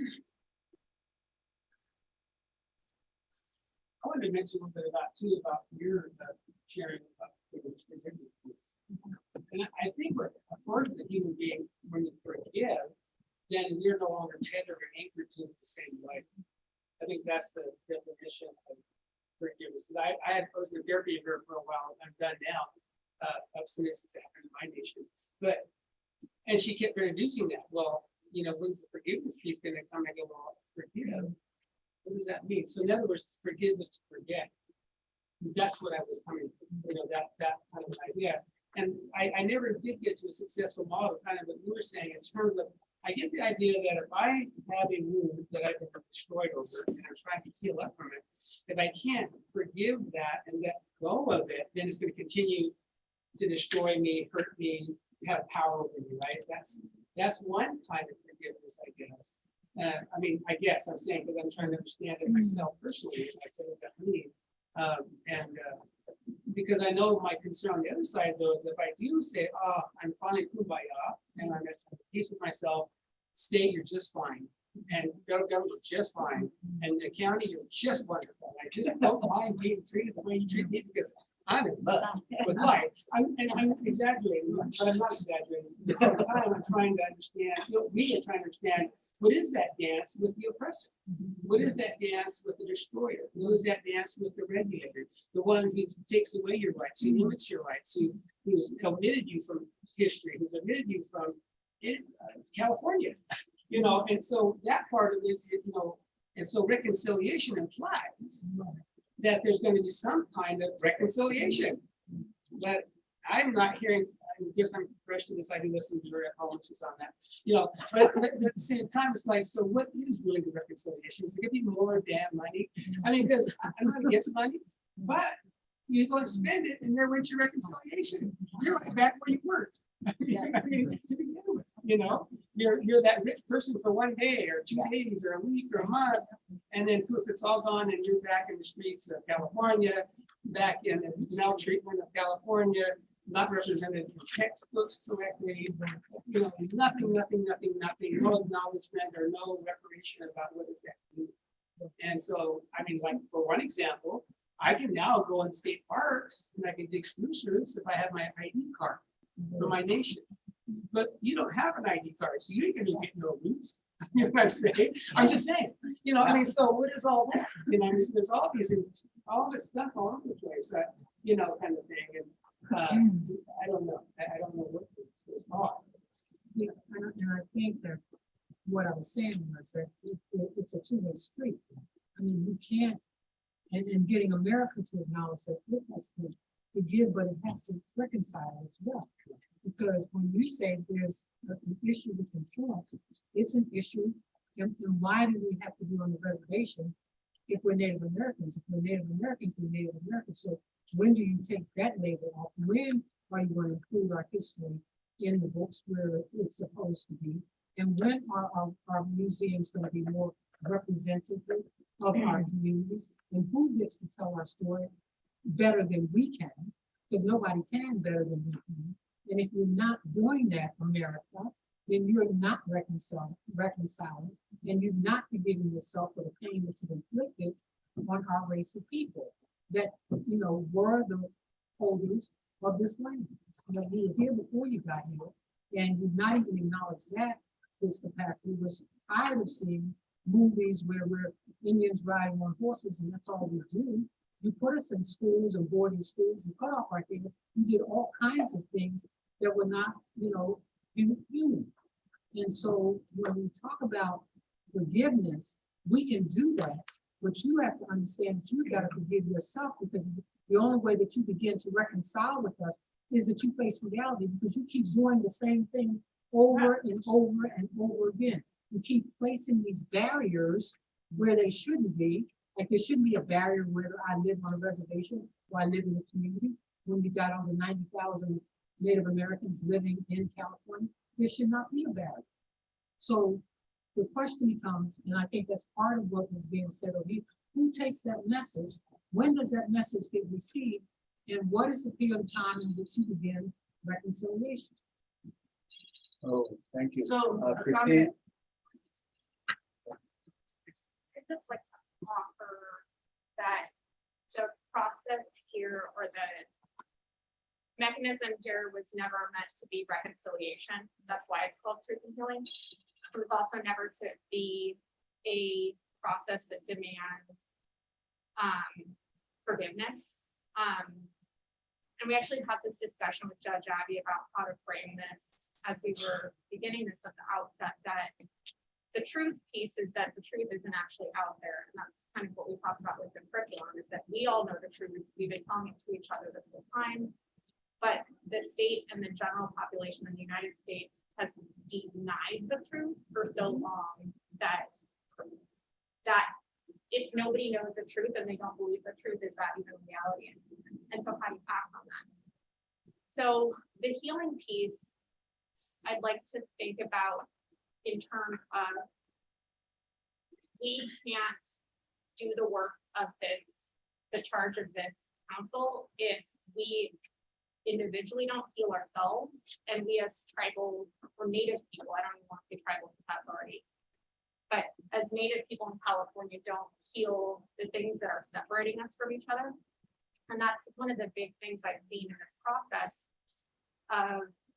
There have been initiatives to try to address land displacement, give land back, do all the things, but what has happened is that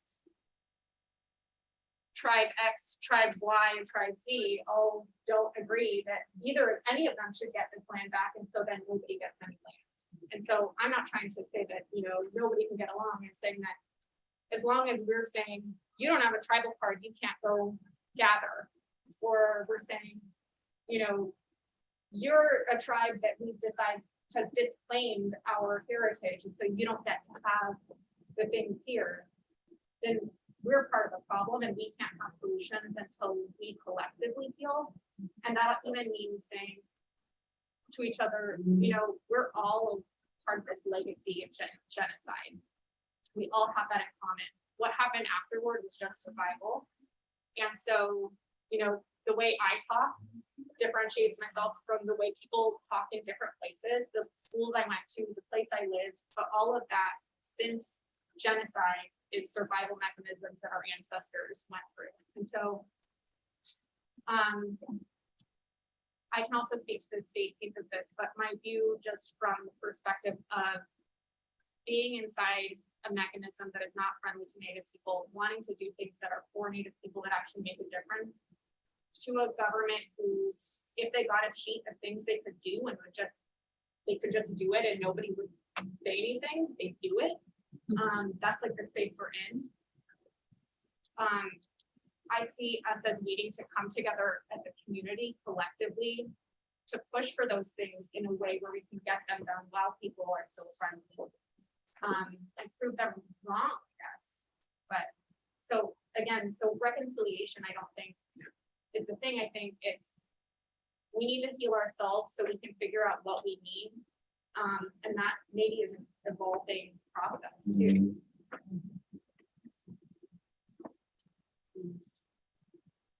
I'd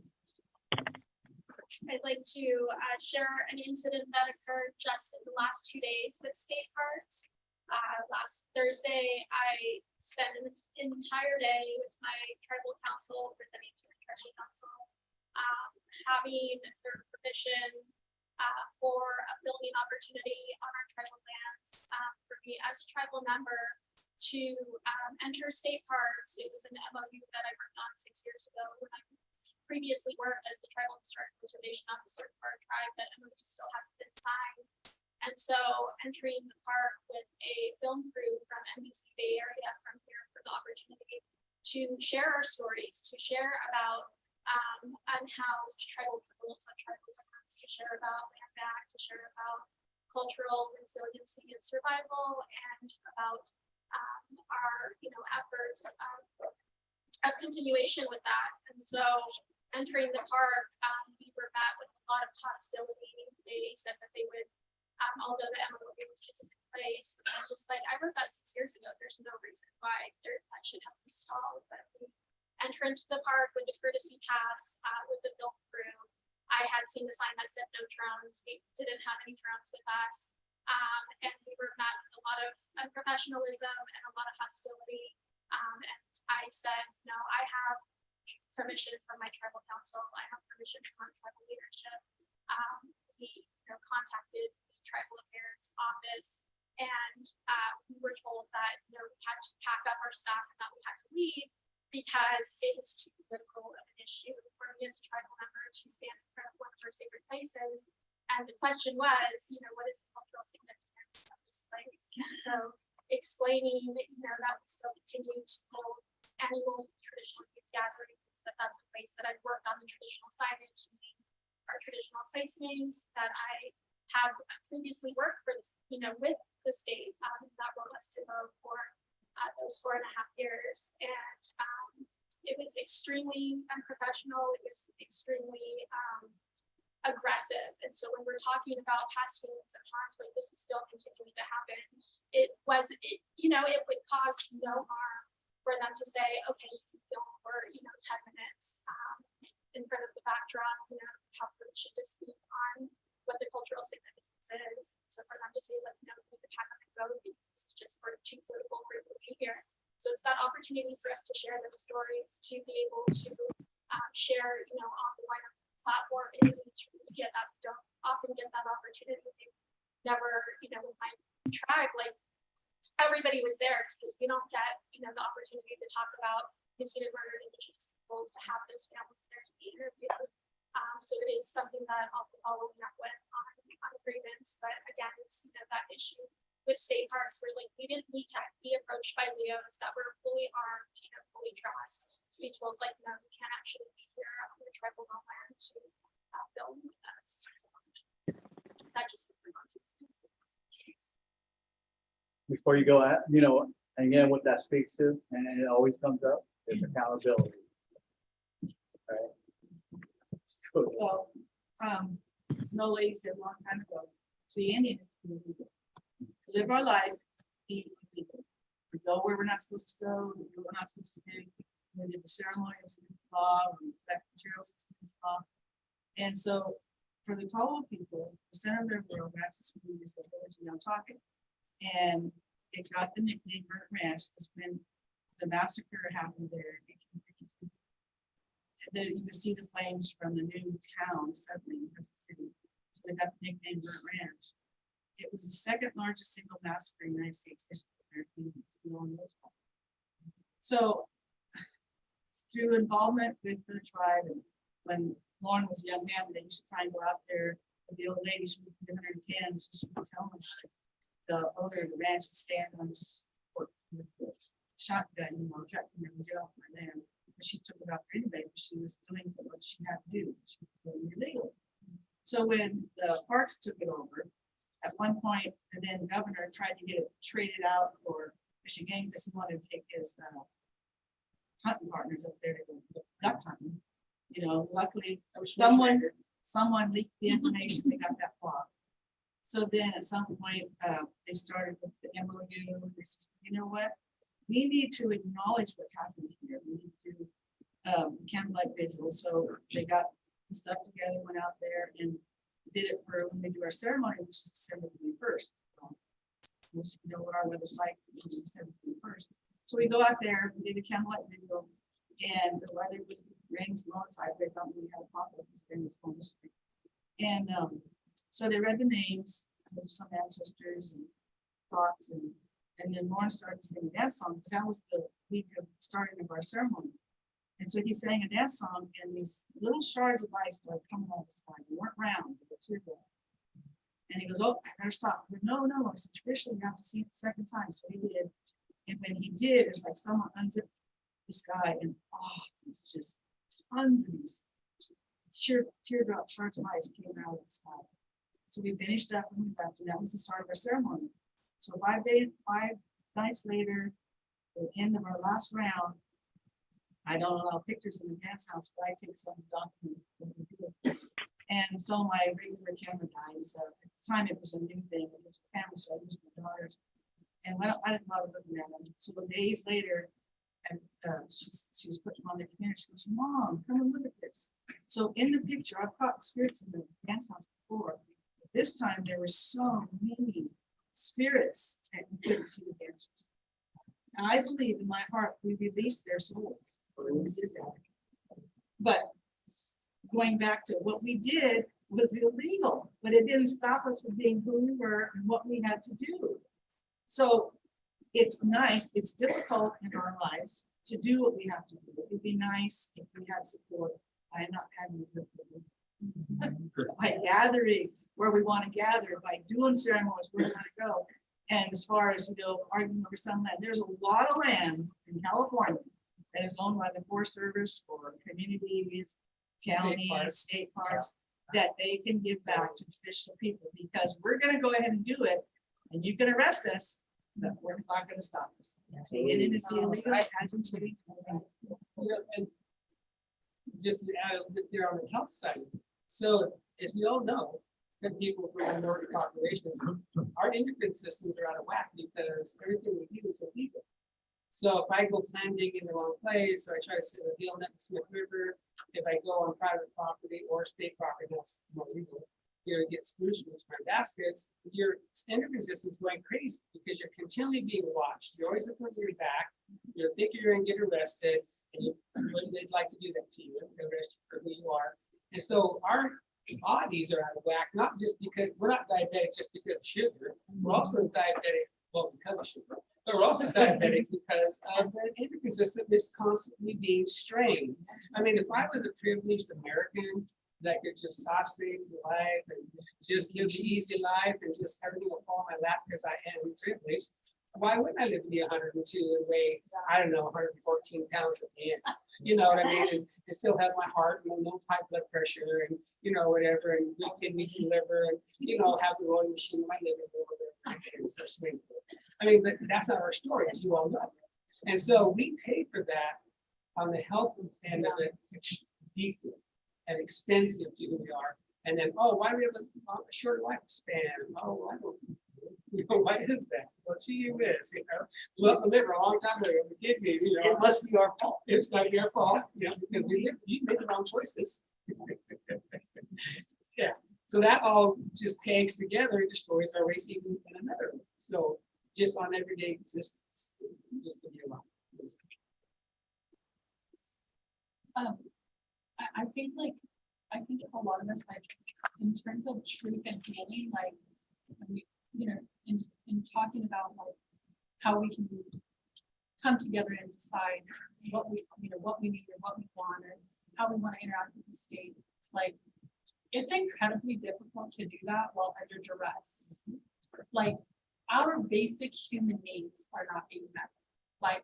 It is incredibly difficult to be unhoused and advocate for housing. It's incredibly difficult. I think a lot of us, I know I speak for RGIP, we're a survivor-led organization. We have experienced trauma. We're healing from trauma while also trying to reach out to others experiencing trauma. And I think a lot of us, most of us who work in the Native community in one capacity capacity or another, like we're all in that space where like we're survivors, you know what I mean? And so I think like, you know, in order for us to even be here, we've all done some amount of work, right? Like, you know, you've learned how to speak, you've learned how to play the game, you've learned how to present yourself.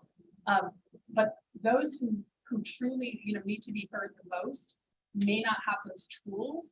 And I do think that we end up sort of jumping through the hoops and playing the, you know, doing the little song and dance that like the state needs us to do to be heard or to be legitimate. And I think that, you know, we just can't do that on their terms anymore. I think the world is changing. This is 2022. I think the past couple of years have shown a lot of people just how close they are to homelessness. Just how, you know, we're all on the brink of losing everything if we were to become ill, or, you know, a lot of us experienced death, you know, significantly over the past few years, like within our families. So, I mean, I recognize that, like, yeah, there has to be some unity amongst all of us. And that includes like out-of-state natives too, right? Like between out-of-states and California natives, there has to be respect, there has to be unity. But like, how do we, before we do that, before we unify for the sake of the state, and like from a Cherokee person's perspective, like we checked all the boxes and jumped through all the hoops, and we were still removed and relocated.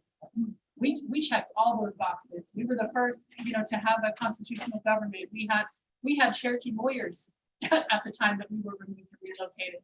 You know what I mean? Like we're notoriously like litigants people. You know what I mean? And we were still removed and relocated because at the end of the day, the goal has been, and for many people who still represent state departments, the goal is to erase us and replace us for the sake of, you know, taking our resources.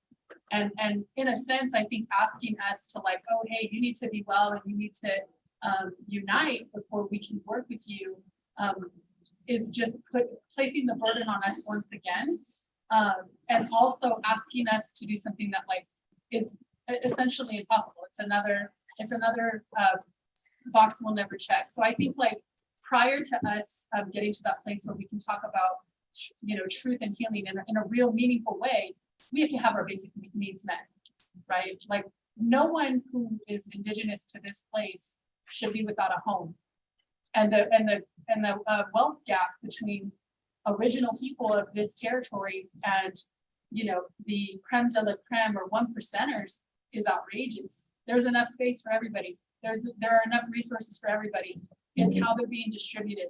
You know, it's, you know, tax the rich and you know, fund indigenous people. Like I think it's pretty simple, right? And frankly, when it comes to working with the state, it's, for me, I'm like, put your money where your mouth is.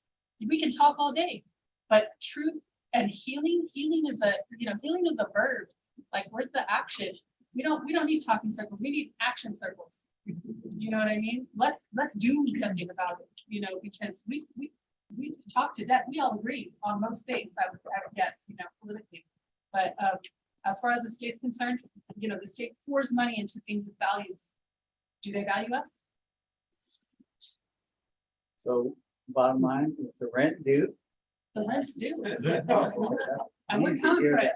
And some of us are undercovered, you know what I mean? Yeah. Like, you know, that's another thing, like putting, like strategically placing Native leaders into decision-making positions, you know, strategically, like, you know, now with the UC supporting and funding, you know, Native students, like now our folks, you know, will have opportunity to be considered for those high-level positions for folks to make decisions in state parks, with the Department of Consumer Affairs, with the California Department of Insurance. We can make our own decisions. We don't need, you know, informed decisions, trauma-informed decisions. Along with that, pay off all Native students' student loans. Please. Yes, they can become a viable part of the system. I have so much debt. Yeah, so much. You're just talking about operating under duress and, you know, trying to be an advocate for yourself. I'm California Indian. I have shared history. My family has shared history. But where I'm here because I'm the tribal liaison for Consumer Affairs. that may not be on your list of priorities, things that you guys are talking about.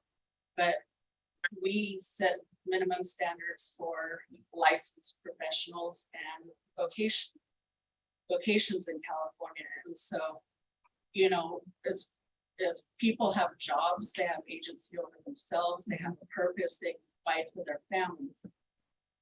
My goal in coming here was not to solve all the problems you guys are talking about, you know, which are very important and, you know, dear to me as well. But for that, at least you know you have an advocate at the Department of Consumer Affairs. I'm your tribal liaison.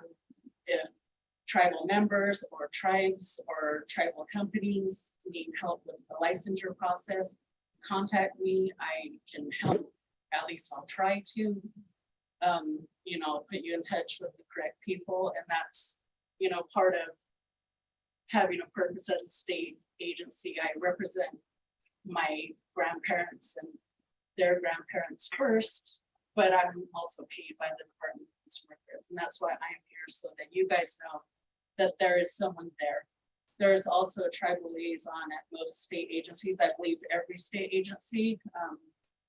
So, you know, if there is a state agency that regulates something that you're having a problem with, you should reach out to the tribal liaison for that department as well. So I just wanted to let you guys all know that. You can leave your card. Yeah. I know, how many did you bring? Right. Hopefully we have zero. My name is Jafana Lamar. You all state department, like, I know of a few of you, like, I know of a handful, but does every state department have a tribal liaison? I believe they're required. right. The governor issued an executive order, right, to create tribal liaisons for every. And a consultation policy. Right. As it's in the books.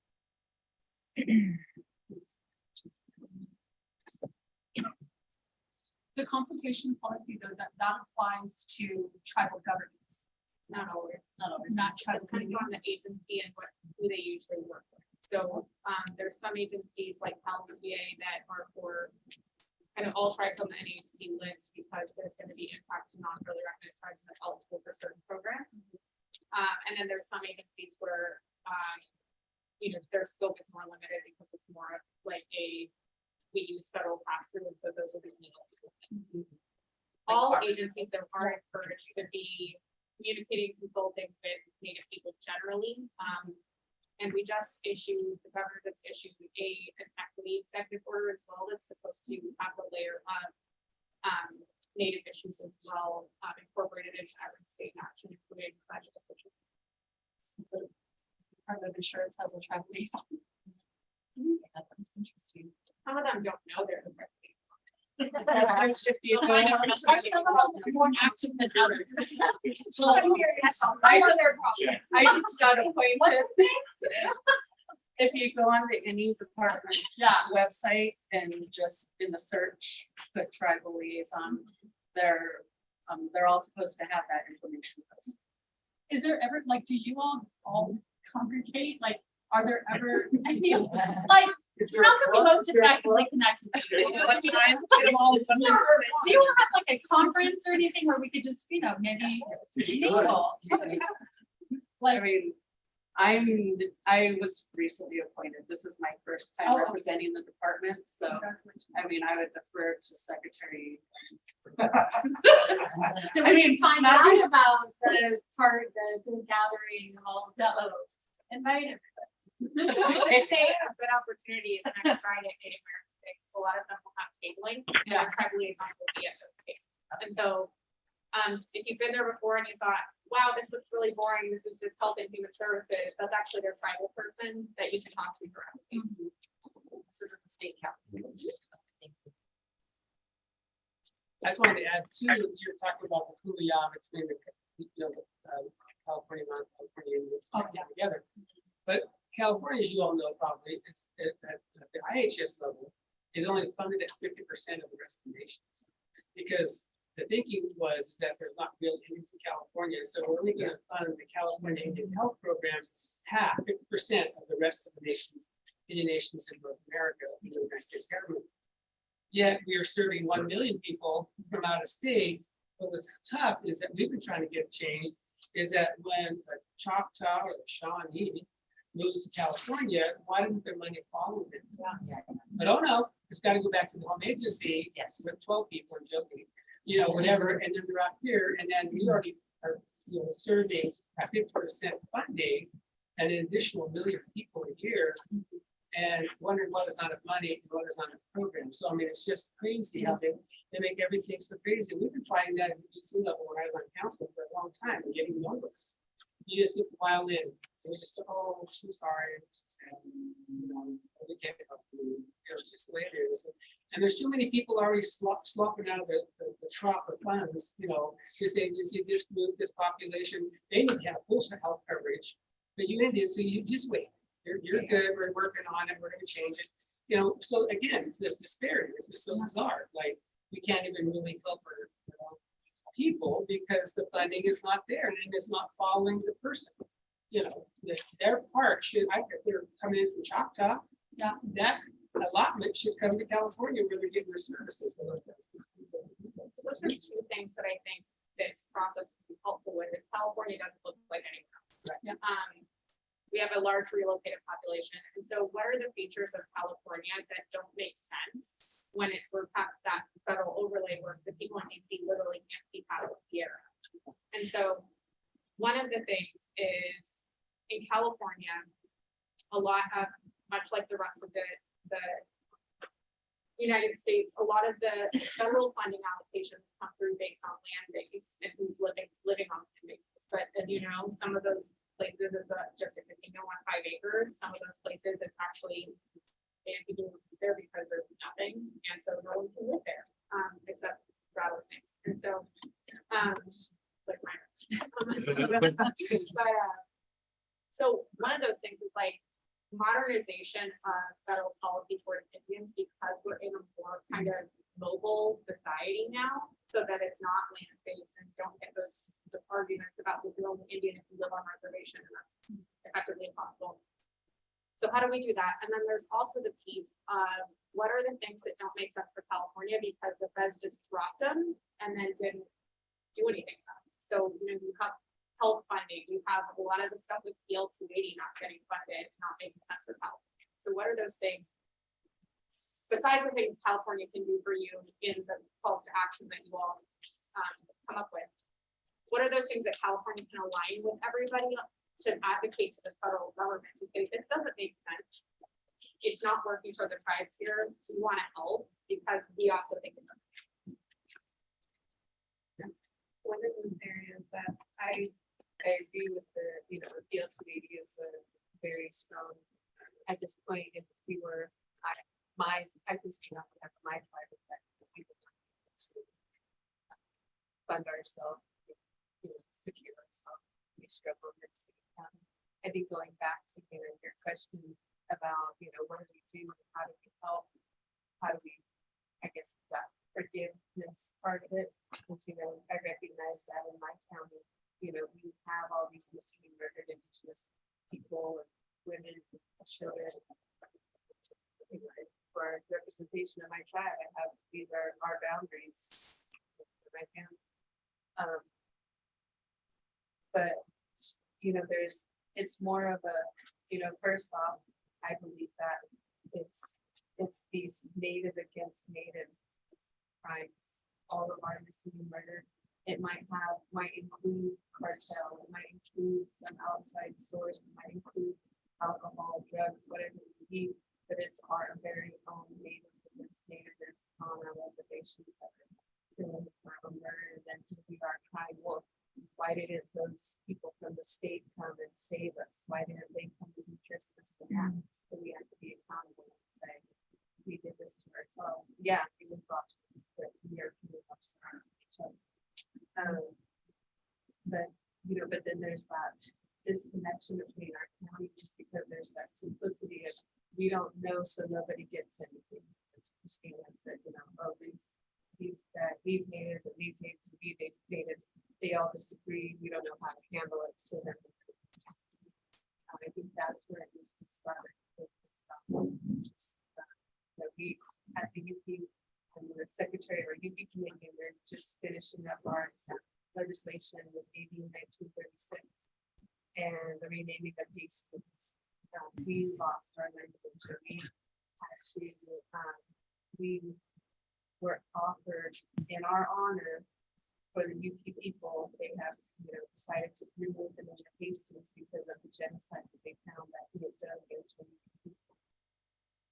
To honor the rest of our California natives of the state, we asked, because that is only one portion, one point of history, we asked, do not rename. Yes, we appreciate you renaming the name of Hastings, taking his name down, but do not rename it San Francisco. Because San Francisco, if you look at the rest of the history, is a,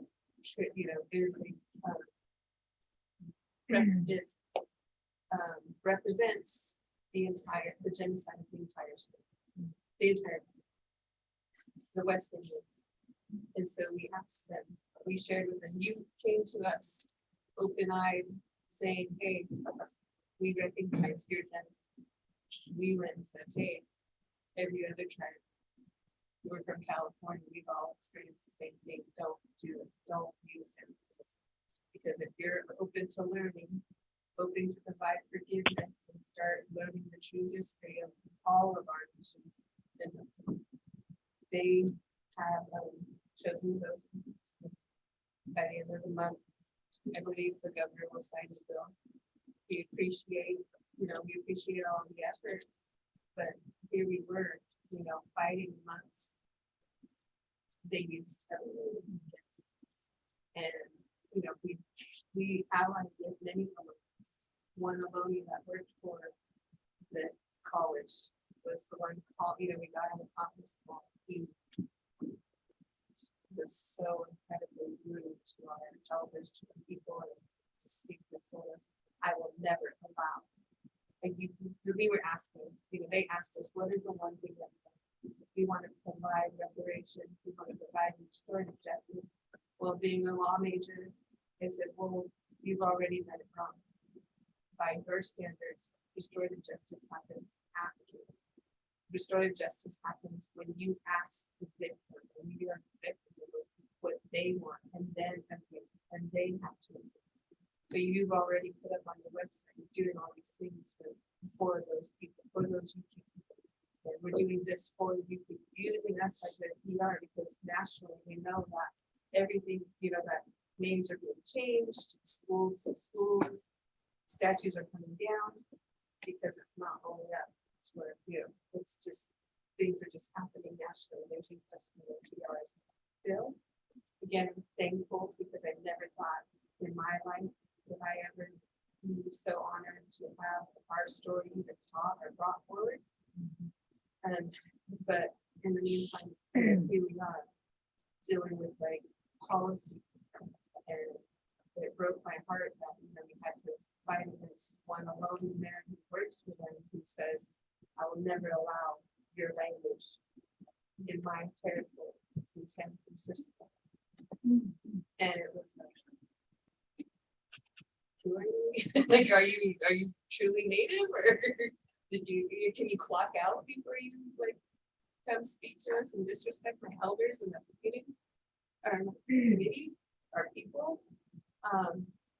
But it broke my heart that it brought me to the point where I had to say, that we're struggling and telling the state, asking them to reconsider because you're not federally recognized by because we were told we can't, they wanted to do this PR for us, right? They wanted to do PR for they wanted to do these things for youth people, but then when it came down to youth people, you're not sovereign.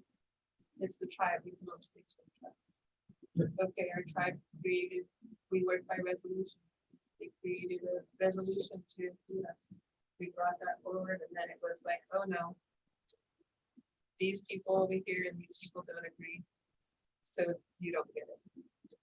Exactly. And so I think we need to move forward in a process where we can come together and stop letting those policies be used against us when we want to do our business. You know, it's very hurtful. Again, it hurt my heart so hard, bad to have, because I don't believe that any of our people should be unrecognized. And our idea was we wanted to become allies so that we're setting the precedent to working with the state and the legislators. So we wanted to set the precedent and create allies and say, yes, we want to support you. We have a resolution already in hand. We support everyone who are not recognized to become recognized, and we will set up a state. Instead, they used it against us. And so, you know, I think, again, that's, you know, why I think what my community is about is that, you know, again, it broke my heart to have to say, you were wrong for bringing these non-recognized Native Americans into our dealings, you know, you made sure that we were sovereign. We had to be recognized people. We had to be recognized by a tribe. And then you turned around and said, oh, these non-recognized people have more say than you do in our own dealings. So those are the hurt. That's the pain that is historically happening today. We need to come together and, you know, I don't know, again, I don't agree with the people that have been disenrolled. I don't believe in disenrollment. I don't believe that any of our tribal people of the nation should be vote without recognition, but then I don't believe that it's correct that we have to be really recognized to be Indian. We're the only people, the original people that have to see us. So then on that relationship, so the state though also is really handy on saying, yeah, but that letter of acknowledgement stuff is a federal relationship for the state. So stop talking about anything on one side. Yet let me regulate you over here on fishing, then regulate you here over hunting, or we're gathering, over entry on public lands or whatever. Let me regulate there. To jump back over on the other side of the fence saying, but that's a federal relationship. We're the state. We don't have that authority. We don't have that power. So they're always using their weakness against the compared to the feds to our demise, but yet resurrected upon need. They want to stop us from being the state, which is a weird dance. I mean, it's just hard to watch. You just go, oh, okay, so which kids are free. Okay, which today, you know, like, you know, that kind of thing. I want to say on Public Law 280. So my niece was raped on the reservation, not by an Indian man in this case, and her ear was cut. And she got a cut in her cheek from the knife that he used to rape her, tried to ground her. She made it home, and her mother called the sheriff's department to come take the report. And they said, well, you know, it's Public Law 280. It's on the res. That's your fault. So they wouldn't even come and take a report of a raped Indian woman in the creek on the reservation. And they kind of didn't know who kind of was the assailant, you know. So they took her to the hospital, you know, themselves, the family did, and then tried to get it established that way through the other side of the system. And they said, well, she's on mental health meds, so she probably really didn't have it. Yet she has a cut ear and a cut piece of her, you know, and she was raped. So I mean, so then you've got that craziness in California, Public Law 280. There's only 11 states in the union that have the Public Law 280, and they're unfortunately one of them. And it was one way of giving away power from the federal to the state, right? And so yet the state won't take control of it. So I call our superintendent ready and say, hey, what are you going to do? Because I sent your county a letter saying I already have jurisdiction over these things. They need to take jurisdiction and do it. Well, then it comes back to who's going to fund me for that. I don't have time to go remove these people or do this or that, you know, this or this, because where's my money?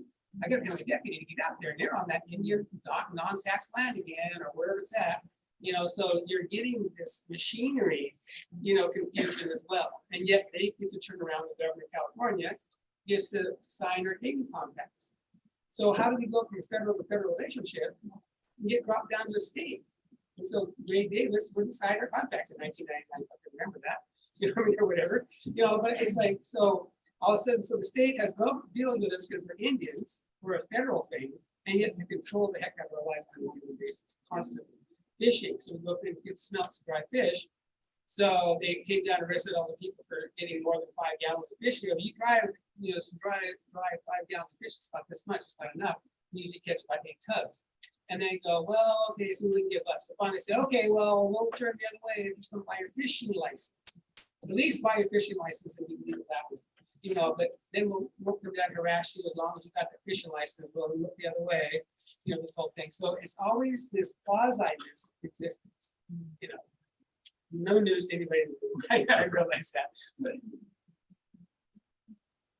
Just wanted to share a state federal challenge that we're having here in the Money Bay, Alcatraz Island.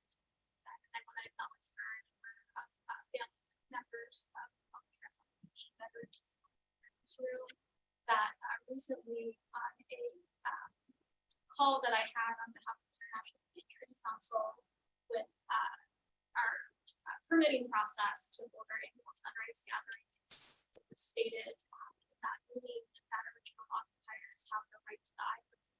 And by the permitter, and that was just really interesting to me because our California Indian history is still very much suppressed. That the stories of the 1950 peoples that refused to send their children to boarding school and so they were imprisoned on the island.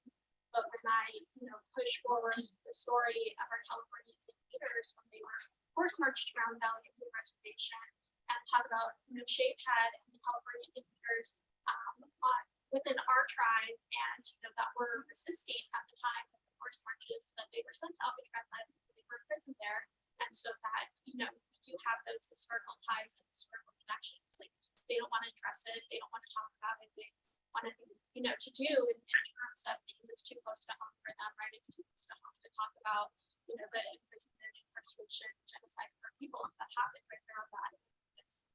What happened with the occupation and how we still continue to honor those original occupiers and family members. And so that is, and because there are, not federally recognized tribes within the San Francisco area, there is a refusal to have, that sort of communication and consultation.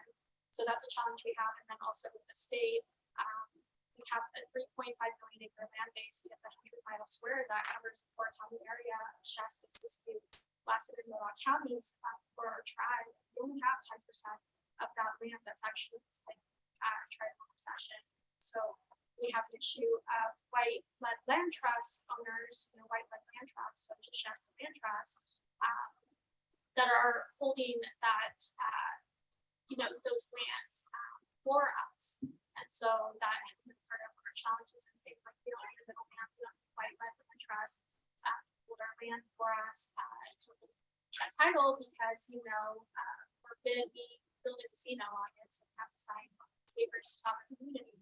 Not build casinos in areas, of that cultural, spiritual significance. So that's been an issue that we've faced, and the racism there is so thick and it's so dense that we're constantly coming up against like that very paternalistic situations and relationships where we are not able, we're it's communicated that we're not able to steward and care for our emotions, that we have to have these white title land holders still to. Okay, so I think we're winding down. We want to try to bring it back. For anyone that hasn't spoken, wants to share. We also have Councilmember Lucas. I think we figured out the technical issues. Lucas wants to. We had a raise of hands, so I want to make sure.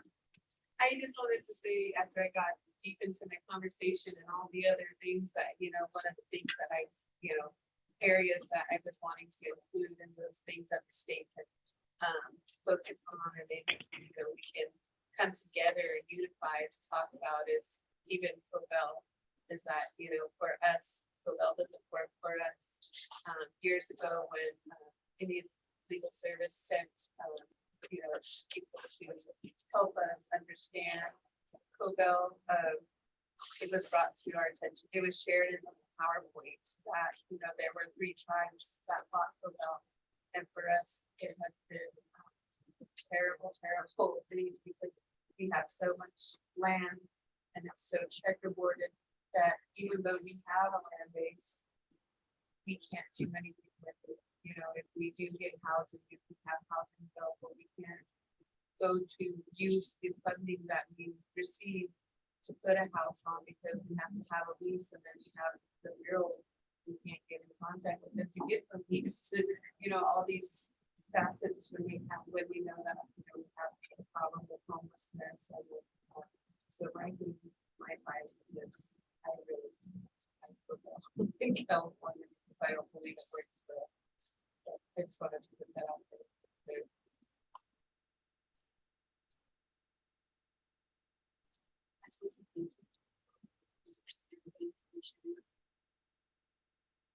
I'm solution based, so I'm gonna continue to hold my thoughts into a question mark. I wanted to hear everybody exactly.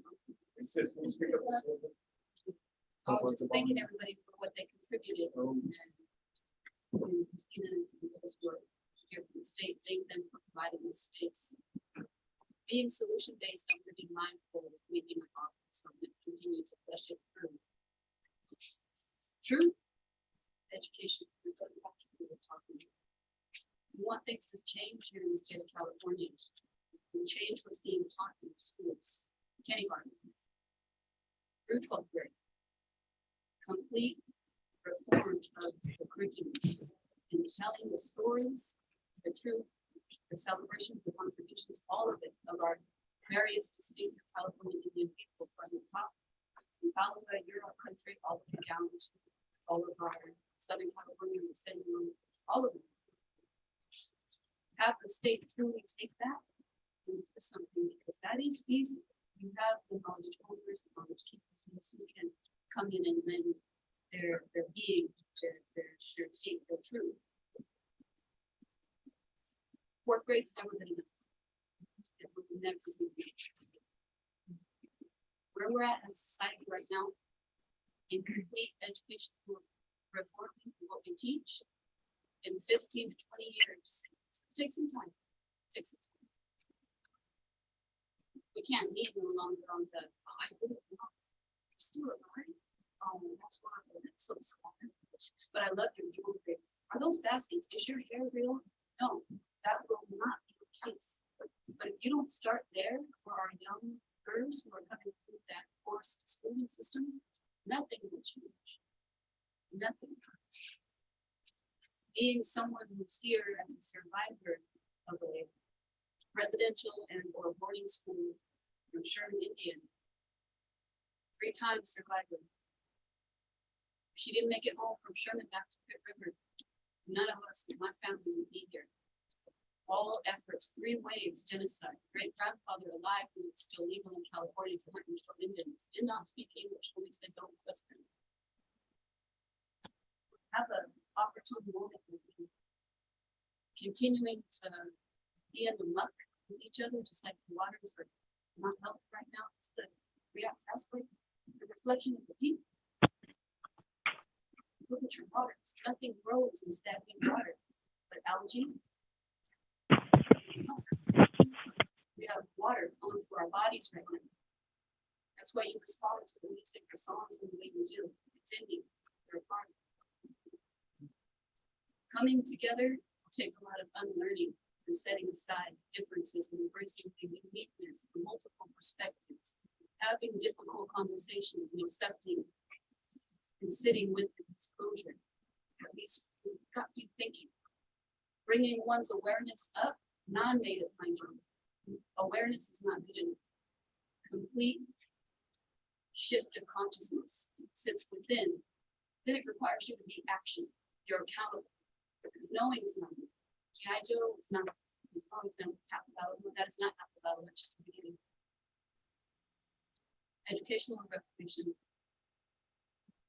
Being intentional with what we do in this lifetime right now as California Indian peoples. Being inspired by the inspires and models that we have across this land-based nation. What they've done in Montgomery, Alabama, to uplift and bring truth to African American brothers and sisters experience through some of their own monuments, their own museums. Inspired by the inspired, it's amazing what we're doing out there. We deserve that in California. We deserve it. And there's a reason why the state and federal government wouldn't get behind it in a way, because now you are accountable. You listen to those who are still kicking, still around, our leaders or elders.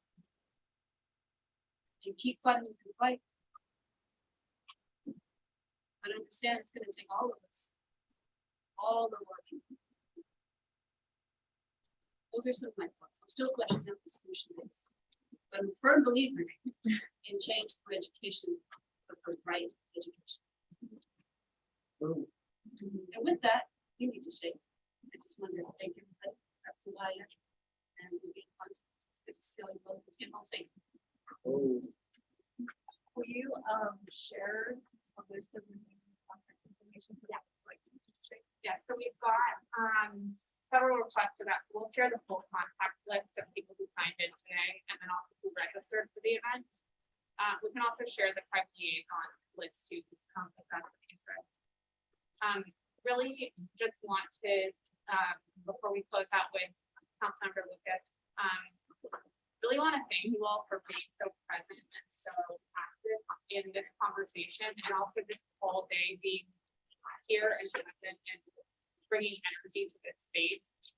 I know these discussions are hard, but this is what we were hoping for with the Truth in Healing Council, with to have these discussions where we hear about what are the things that are still challenges, what are the things that you think we should be working for. Checkerboarding is a huge issue in California, and the feds don't care, and they're not helping California because of small acreage of land versus like giant swaths of land, and giant swaths of land that have no population. So, what I'd like to say is, again, thank you all for your time and your energy and your thoughts. I encourage you to continue to be active with the virtual listening sessions that we have, but we're also willing to come back and do kind of think hard through what you're trying to accomplish here, because these suggestions, these decades-old annoyances and frustrations, I think are what is going to shape the outcome document of this report that will be co-signed by the state of California, which means that then goes to any policy maker, any decision maker, Department of Finance to see these are the things that we need to be doing better. Or conversely, if it's not the state of California who can do something about it, private actors, federal government, what do we do here?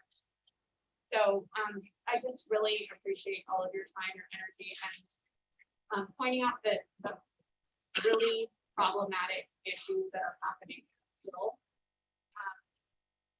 Because I know it feels like you've probably said those things a million times, but we are listening, and sometimes it's the first time we've heard it. There is, and now there's also an administration that is listening to hear and to do better. So, you know, he's only got a couple more years, so we've got to get this done. But I'll turn it over to Councilmember Lucas, because she always has more words of wisdom than I can put together.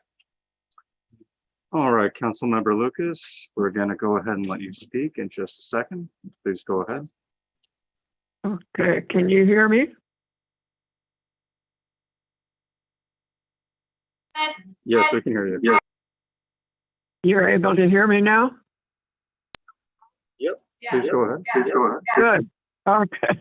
Okay. I apologize for this primitive setup I have here, but I can't help it. I'm a little hesitant to say anything. That was a long conversation, but I worry about us getting too wrapped up in woe is me and you know, the genocide.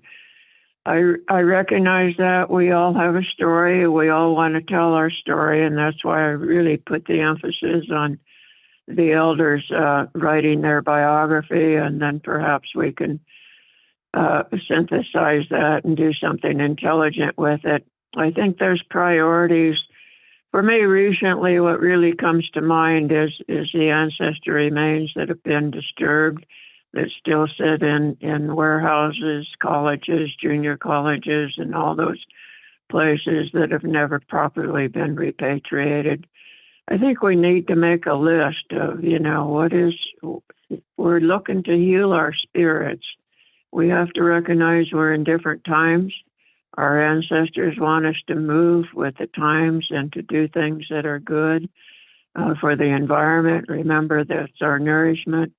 So I think collectively it might be wise if those non-native or non-federally recognized Indians, if you're not already listed on the Native American Heritage Commission list, I think you need to do that so that you're aware of what goes on, and particularly with the notifications of development and projects and human remains and that type of stuff.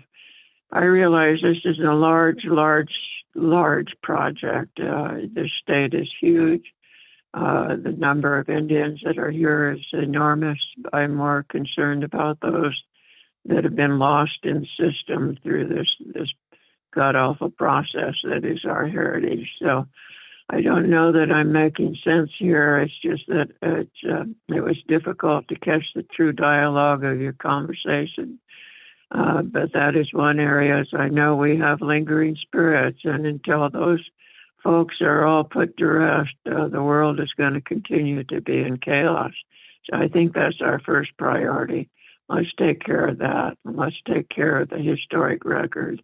Then we can talk about our own personal lives and what might be beneficial for us. So that's basically all I wanted to add. So thank you for that opportunity. I sure hope it was audible. I hope you heard it and understood it. Thank you. Thank you so much, Councilmember Lucas. Thank you, Carmen. You have some friends in the room, council member, it sounds like. Well, so I really appreciate everything that you all brought here today.